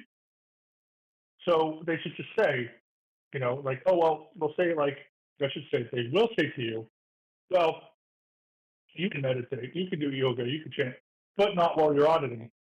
Well, you're supposed to be auditing all the time as a Scientologist. Just tell people you can't do those things. And so it's again, just them not being honest, which is just the playbook of Scientology anyway. And that's the madness you get whenever you read fucking KSW. What is it? No, Really. no bunch of namby-pamby panty-waist dilettantes have ever done anything. You can't be half in, half out. You, what is? Oh, hang on. Something. The endless trillions of years of every man, Yeah. woman, and child depends on what you do here and Okay. now with and in science. God, I And feel stupid for remembering that. I had to memorize those 10 points. That was one of the things when you're on staff status 1. That's when I first read KSW. So first thing, you open up the course pack on staff status 1. I'd never been in the academy before. I'd only done the introductory courses. So when you get to the academy, most courses will start with KSW 1. And I remember reading that. Part of me was thinking, holy fuck, this is insane. And then the other part was just like, well, I guess if this is what it has to, you know what I mean? Well, if this is what it takes, maybe then, and that's always in Scientology. Your first instinct is, holy crap. And then the other you comes in and it's like, don't worry, don't worry. It's all good. It's all good. You know what I mean? It's like, no, no, there's a problem. No, no, no, it's okay. It's okay. There's the skeptic We've you, got and then the you. Scientologist you. Yeah, 100%. And it's always the first thing. The first thing is always apprehension and skepticism, and then it's always the don't worry about it. There's an explanation for it. Calm down. It's like calm down, patronizing idea of your second self being like, don't worry about it. We'll handle it. Don't worry, you don't know about this now, but when you get to this level, you'll learn about it. Yeah, Oh my god. yeah. And When then you cross the just wall the of promise. fire, Ugh. Ugh. but that's what it is, and it's a lot of it is self-inflicted, for lack of a better term, because yeah, obviously 100%.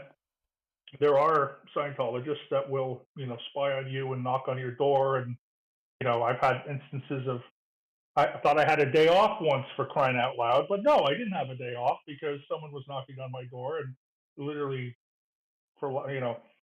not literally dragged me to work, but basically encouraged me to go to work. You know what I mean? So those things do happen, but a lot of it is like in your own mind.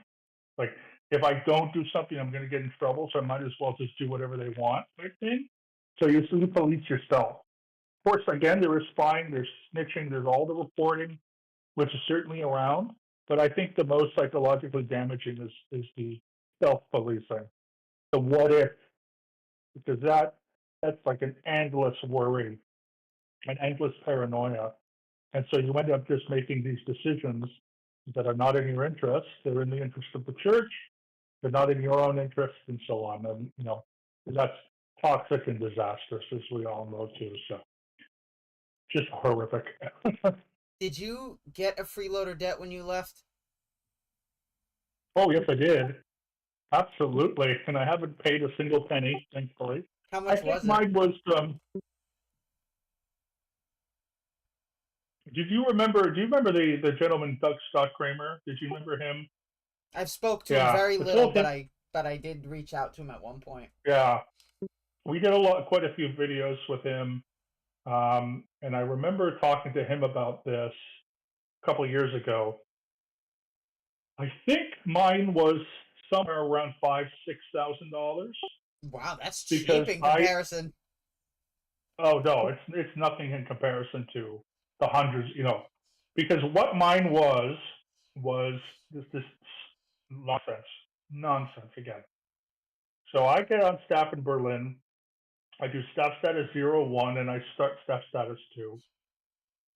I then go over to, I then get sec checked in Berlin, but then I get, so that's adds on. Then I go to San Francisco and finish staff status 2. I get onto the mini hat for the establishment officer, and then I get put on the Dianetics extension course for some dumb reason, and then method 1 word clearing and more sec checking. So all of that total was about 5,000-6,000 US dollars, somewhere around there.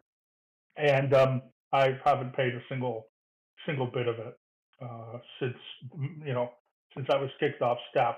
But again, I was kicked off staff because I wasn't qualified. but I still got a freeloader debt, and that was part of like nothing ever made any sense. Me being where I was and then going and doing all these things, it just nothing made sense. And so in the end, I said, forget it. And I remember Doug asking me, "Did you pay any of it back?" And I was like, "No." And he said, "The good." It's like, "Hey, great." But no, I wouldn't pay a single penny of it. Did anyone ever try to I come think after they you should for have it? never. I don't know what they're doing with the SP declare stuff. My friend Sabrina in Berlin had told me, she worked in Berlin in HCO for several years.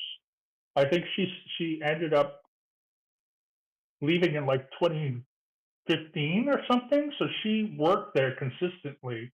And HCO is the place where if somebody gets a declaration, like an SP declare, from all over the world, it goes to the local HCO offices.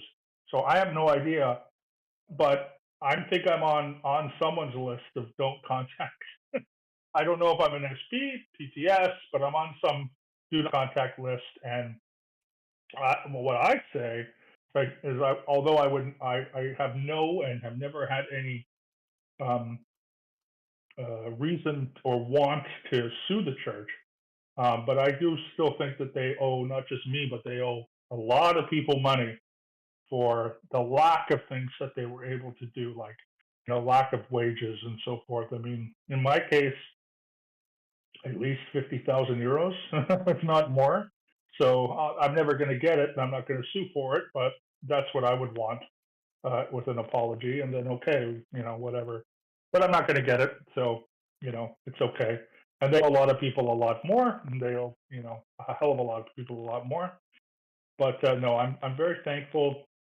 I was never going to go back to Scientology, and so once I made that decision after leaving, I just thought, forget it. I'm not going to give them any money, any ethics conditions. I haven't had any contact other than some random protests here and there that I've done over the years, which I haven't done one for a while. But I'm pretty content in that way. Do you have any stories on staff or as public that you haven't told yet that you want to talk about, or anything that you may not have elaborated on that you want to discuss? I think talked about it a little bit before, Holly, because it's Pride Month. I think I do want to kind of touch on what we talked about before when we first spoke about the homophobia in Yep, Scientology. right outside the org or Just whatever, and they were screaming at him or something. there was a few instances. So two instances, which I'll just sum up again. Again, being Pride Month, I don't talk about my sexuality that much because, as I like to say, I'm not a practicing member, but I am one. So, you know what I mean. Mm-hmm. But yeah, I'm pansexual. I'm cis, but I'm pansexual, and that took me a long time. It was probably in my mid 30s by the time I was able to be comfortable with labels and whatever. Grew up, I knew I was different. I wasn't really sure because I like girls, but I also like guys, but I also like people that were different too. And we used to say androgynous, we say non-binary now, but it's different, and everyone has their own different experience on how they come out. And I definitely do think you're born with a characteristic or whatever it is, and certainly I think that's something that groups like Scientology are just very toxic because they do believe that you can audit the gay away, or for lack of a better term, and I think it's disgusting because it just doesn't work. But in my case, I was never really like that. I don't know what the word would be. I wasn't open about it. Um, like I was always pretty quiet, pretty shy. Like I knew something was different, but then I knew I liked girls. So obviously, when that happens, you pick one side, try to ignore the other side for a lot of times. You know what I mean? I know this happens with all different flavors of the LGBTQ community, where you focus on one thing, you ignore the other thing, and then the other thing builds up until you have to come out. And that happens with gender sexuality.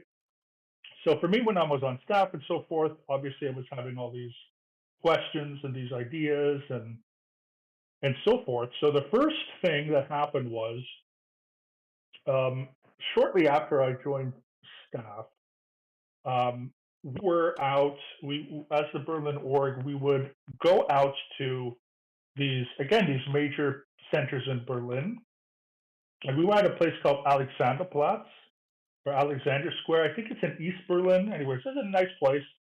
And these two guys, young guys, I was 22 at the time, so I think maybe they were late teens, early 20s.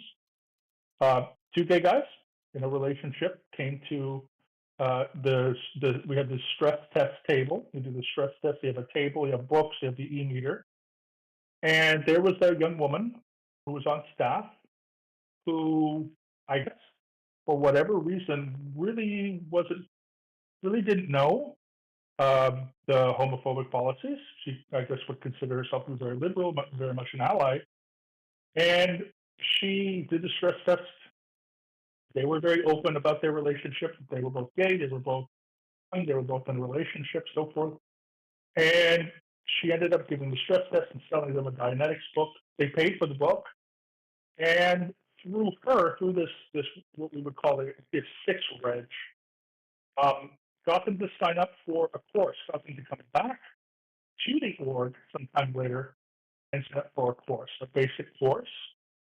And I don't know how or why, or if there was some miscommunication, but when these two guys came to the org, I guess that's when word had traveled. I don't know, and that these two men, these two guys were gay, right?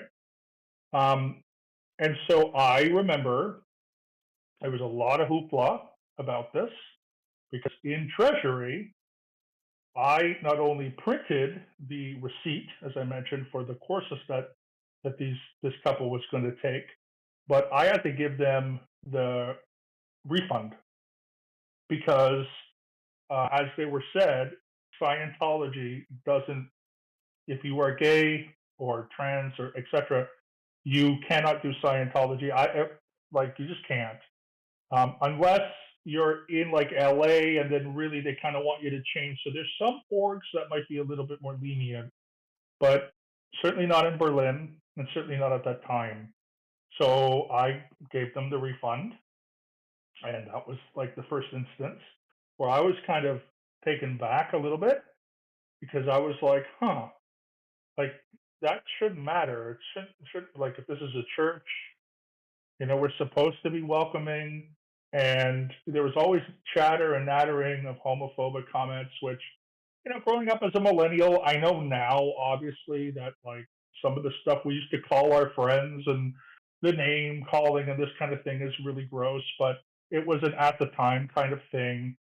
And it doesn't age well, but, this was 2000, whatever. I don't want to make excuses, but that's just what my thought process was at the time. But then that December, we were out at Potsdamer Platz, which is another square in Berlin. And I was there with a small group of people, my roommate and a couple others, a couple Sea Org members. And at this particular area that we were, next to us, we were there all day. So there was a stage being built, basically from nothing, from scratch. People were coming in, building this stage. And later that evening, 7, 8 o'clock at night, what had happened was had been realized that the stage was being set up for a memorial event for specifically for gay men that had died of AIDS. Okay, and like obviously the mood is not going to be very lively. Let's put it that way.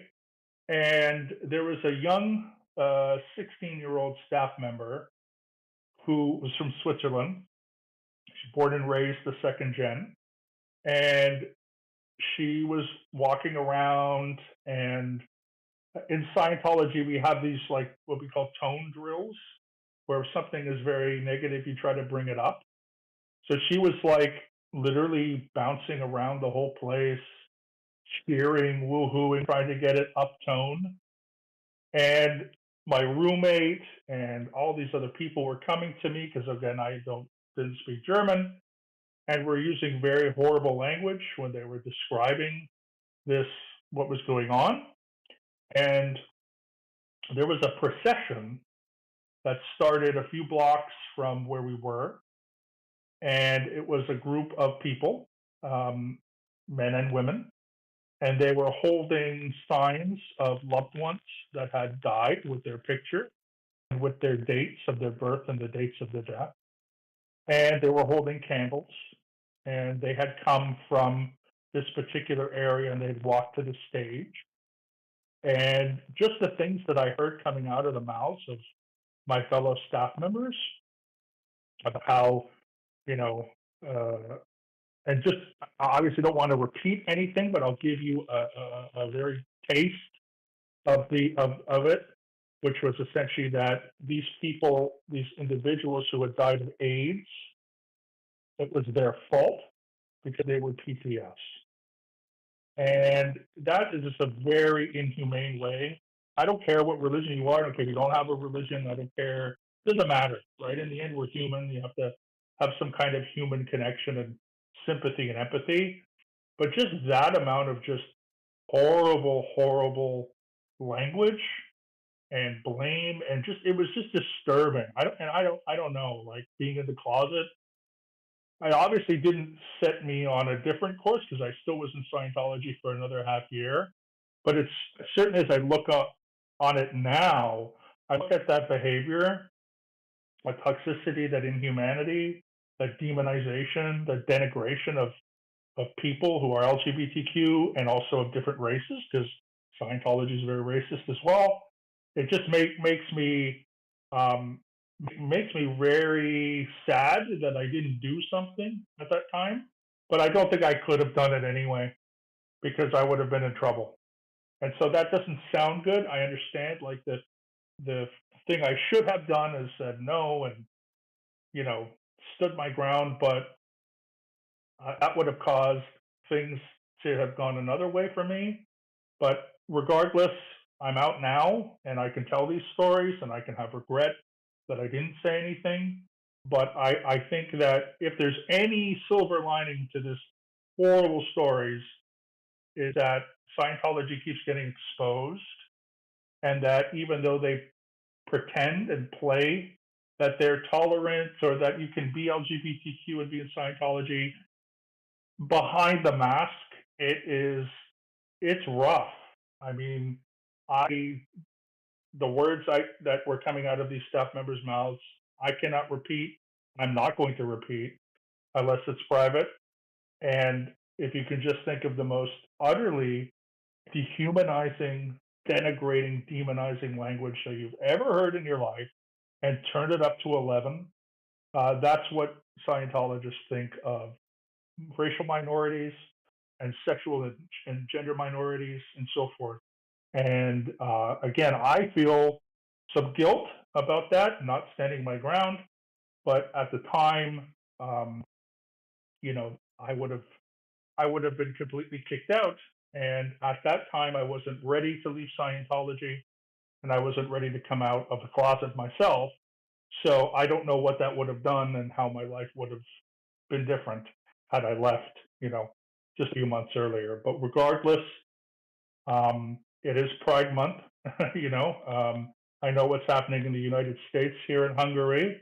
Very sadly, just a few months ago, the Prime Minister passed a law that banned our Pride Parade, which is the largest in Central Europe. People come from all over Eastern Europe where they cannot be themselves because in a span of a week, they can have 1 week out of the year where they can actually hold hands with someone that they love and walk down the street because they can't do that in Russia. They can't do that in wherever else. And it's banned. And the onslaught of what's going on in the United States is disgusting. I've witnessed it firsthand. I've seen it firsthand. And what can I say? I was complicit or complacent in one instance, but it really, really changed my perspective. And I don't want to be like that again, and I hope that I haven't and will not be like that in the future. And other than that, what can I say? The past is the past. I got to work towards the future. But yeah, it's a horrific, horrendous stories of Scientology and homophobia and transphobia. But in some weird way, um, the fact that I saw it really changed my progression going forward. And I don't know again where I would be today if I hadn't seen those horrific things. I'm not happy about it, but the fact that it did happen made my trajectory change. So whether it's positive or negative, I don't know, but it happened. You Well, it know. made you a more emotionally strong and mature person in the end of it. So you came out better as a Yeah, result. So at least you know you're not going exactly. to be like them. Yeah, and that's when I see these things happening in the world, like what's going on here with Pride, like what's going on in the United States. Where I live now in Hungary. I mean, I didn't move to Hungary because I like the government. I moved to Hungary because I like Hungary. You know, the government here had a referendum a couple of years back on whether children should be taught gender studies, gender, so forth. Yeah, we call It it was wokeism. determined by most, yeah, but even just children's books about gender identity and gender expression are banned here from libraries, from being published. That was by a referendum. No, human rights should never come down to a referendum. It doesn't even matter if it ends up being a positive result. It's got to be federal law to protect marginalized groups. So I didn't move to Hungary because I liked that. I moved to Hungary for lots of other things, and I'm involved in organizations that don't like that and who have to live with it. And in the trans community here in Hungary, you cannot change your name on any official documents.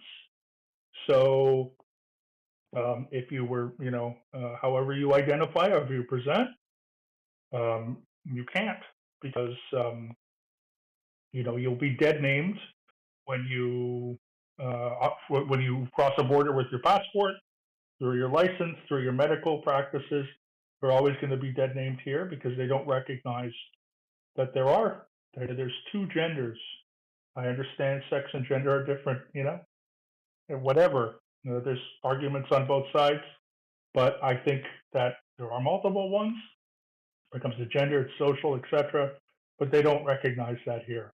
Everything is binary, simple, and it's very unfortunate.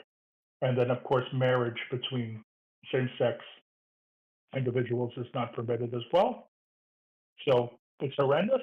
I hope that it changes one day. And again, I think the insight that you can get from growing up in such a resistant or being a part of such a resistant type of society that's just based in hate, um, again, is something that can at least you can move forward and have some knowledge and try to do some good. So that's why I try again to support all the organizations here that want people to have equal human rights in marriage and love and insurance rights, education rights, changing names, and so forth, because that's a right. And that's coming from Canada. That's something that is at the federal level Canadians can do. If you want to change your name to another, whatever a female and a male name is, whatever, you can do that. There's no problem. Your medical care is not affected. Wonderful what's going on in Canada. I love it. So I didn't move here because I somehow love what's going on here. But it's at least worth the fight here to try to change anyway. So Now, I had Peter ask, what are some popular cultural foods in Hungary? oh well, what we like here is the most typical dish that you could find would be what we call Bechi salad, which is Wiener Schnitzel. So there's a lot of crossover with German and Austrian food here. Um, And usually either we gave them the recipe or they gave us the recipe. So in case of Wiener Schnitzel, that was of course from Vienna, and then it came to Budapest and Hungary and whatever. But also, you might know it as strudel, cherry, apple, apricot strudel. It was actually first made in Hungary. We called it rétes. And it's a Hungarian dish that was then adapted into strudel by the Austrians and later the Germans. We like to eat fish. I'm a big fish eater. I'm a kosher vegetarian, so that means I eat meat unless it's kosher, and kosher meat is extremely expensive. I don't like it, the fact that it's so expensive. So I end up just eating fish. That's just me. Some people I know are vegan or etc., which I tend to be on most days anyway. But we have a lot of fish here.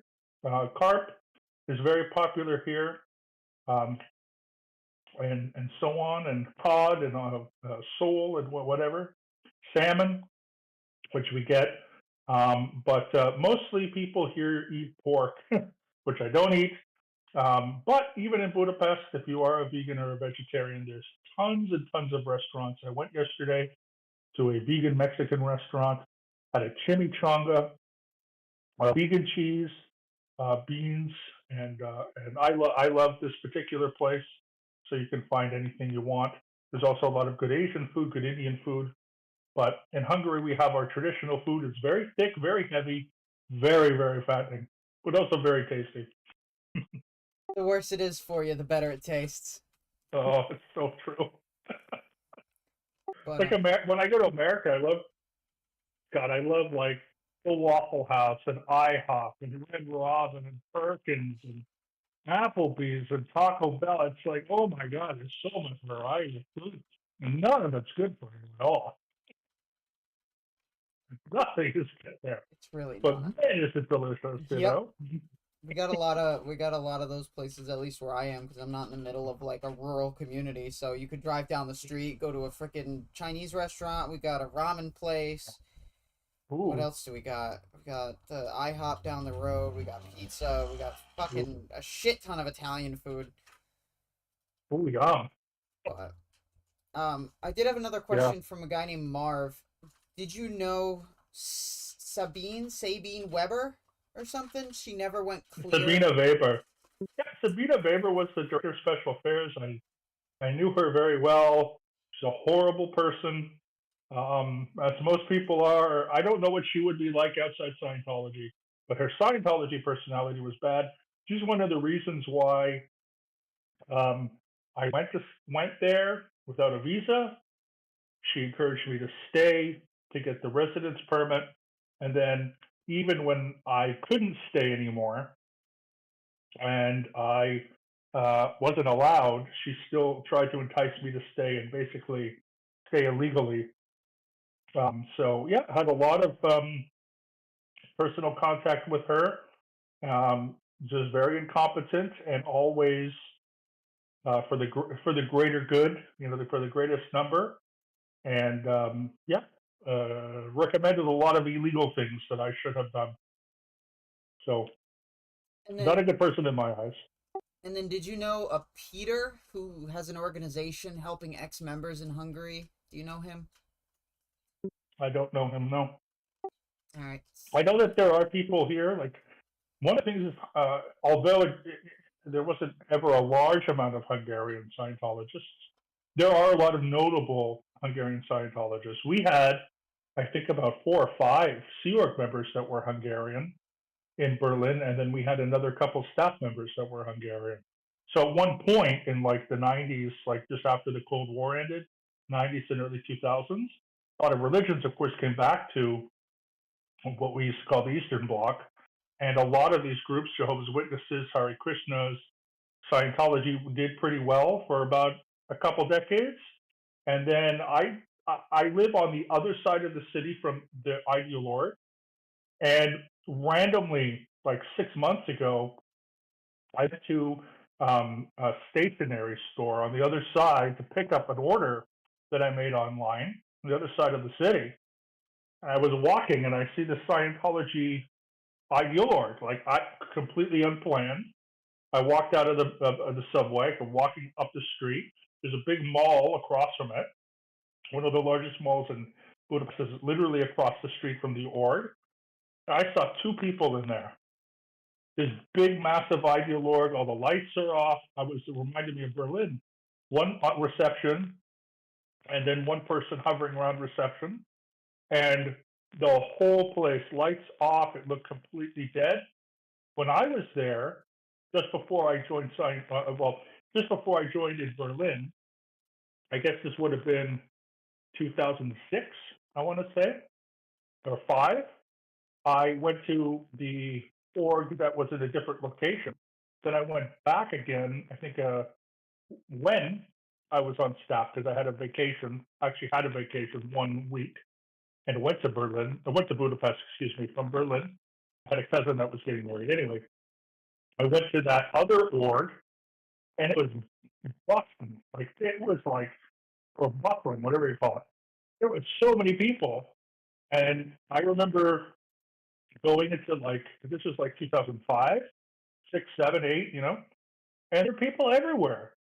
There was like staff members. I think they had, I don't know how many staff members they would have had, dozens of staff members, people walking around. They had one of these buildings in Hungary that has like a courtyard. It's like a very particular Baroque style with a courtyard, kind of like a square. Had a couple stories. Just go everywhere, absolutely everywhere. And the course room was full. And now there's maybe a few people, in a much nicer building. But yeah, yeah, it's just thankfully dead, as it should be. Yeah, I've noticed a lot of the ideal orgs, even in the U.S., are pretty much fucking ghost towns. Mm-hmm. But That's all it is. It's nice to see that all the activism is working, at least. Yeah, exactly. And you can just when I first started in 2005, if you Googled Scientology, you could find some stuff, but it was very hard to find either like really good criticism. It was much easier to find Scientology.org. So like when I Googled Scientology, that's what I found. I found mostly positive stuff.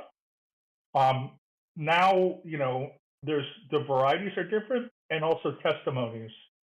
On TikTok, on Instagram, YouTube, of course, there's all these testimonies. And again, I don't know if that would have necessarily, I'll never know if, I decided to join just a few years later, how that would have affected me. But definitely when I joined, there just wasn't much in the realm of like negative information or information that was about actual ex-members that was easy to find. And so it made it easier for me to join. And, there was just that kind of a thing. But I think now when most people will trust Google and they'll trust ex-members and they'll be like, oh, well, this is very controversial. I don't think I want to join. And That's fantastic. Well, and now it's like most people don't even need Google. You think about it. You ask people, oh, hey, do you know about Scientology? Oh, the Tom Cruise religion? Yeah. Oh, the slavery thing? All the Sea Org members and the beating and the destruction? It's like their first thought is no longer good shit. No, and it was at a time, like even throughout some times you could probably say, oh, it wasn't too bad, maybe benign, but thank God those days are over. It seems like Scientology died with Hubbard. Yeah, pretty much. Exactly. 100%. Hubbard was no angel, as we all know. I'm not an independent. I have nothing against independence, but I find it very tough to say that it was all Miscavige and not Hubbard. Just my personal opinion, which, whatever. But Hubbard was no angel, but Miscavige was certainly in that relationship is more of the demon. If you want to make Hubbard into an angel, but whatever. All right, we've been going for what, about 2 hours? Because I gotta get ready to start taking care of some stuff today. I gotta do some yard work. No worries. But either way, I want to say thank you so much for taking the time out of your day to talk to me today. And you've given me a hell of a lot of information when it comes to staff to really process. It's maddening. It is, and I hope whatever final we call it, what no EP, the end phenomenon of your channel, whatever it is. I hope that your needle will float and you'll get the epiphany, and it will probably be holy crap. This is all bullshit, and I'm sure you already have done that. But I'm hoping that after you read everything and after everything gets coalesced, you'll have even more reason to say, "Holy crap, this is all BS." Oh, trust me. When I said it's like when I said that I was looking at Tom DeVox's blog and learning shit about Int, I Yeah. don't just have Int. I have Able. I have CMO. I have the whole. I have fucking everything. I've got like Oh, 25 different singular events, including the New Year's Eve 2000 event. Oh, the Madeira wow. Rock Festival back in the 60s when fucking, or 70s when Portugal threw rocks at Hubbard's ship. Uh, Mm-hmm. David screaming about gold bullion buried somewhere at the Int base. Couple of like mass shootings or whatever, especially the one at CC Portland. Oh God, yeah. But yeah, no, and I've got a list of like hundreds of different people and their posts that they held and how they, like, the more I go into this rabbit hole, the more pieces start going together. Like, I'll read about one person, it'll be like, and that's the thing I've noticed with Scientologists and former members, it's that most of the time you don't have to ask for this information.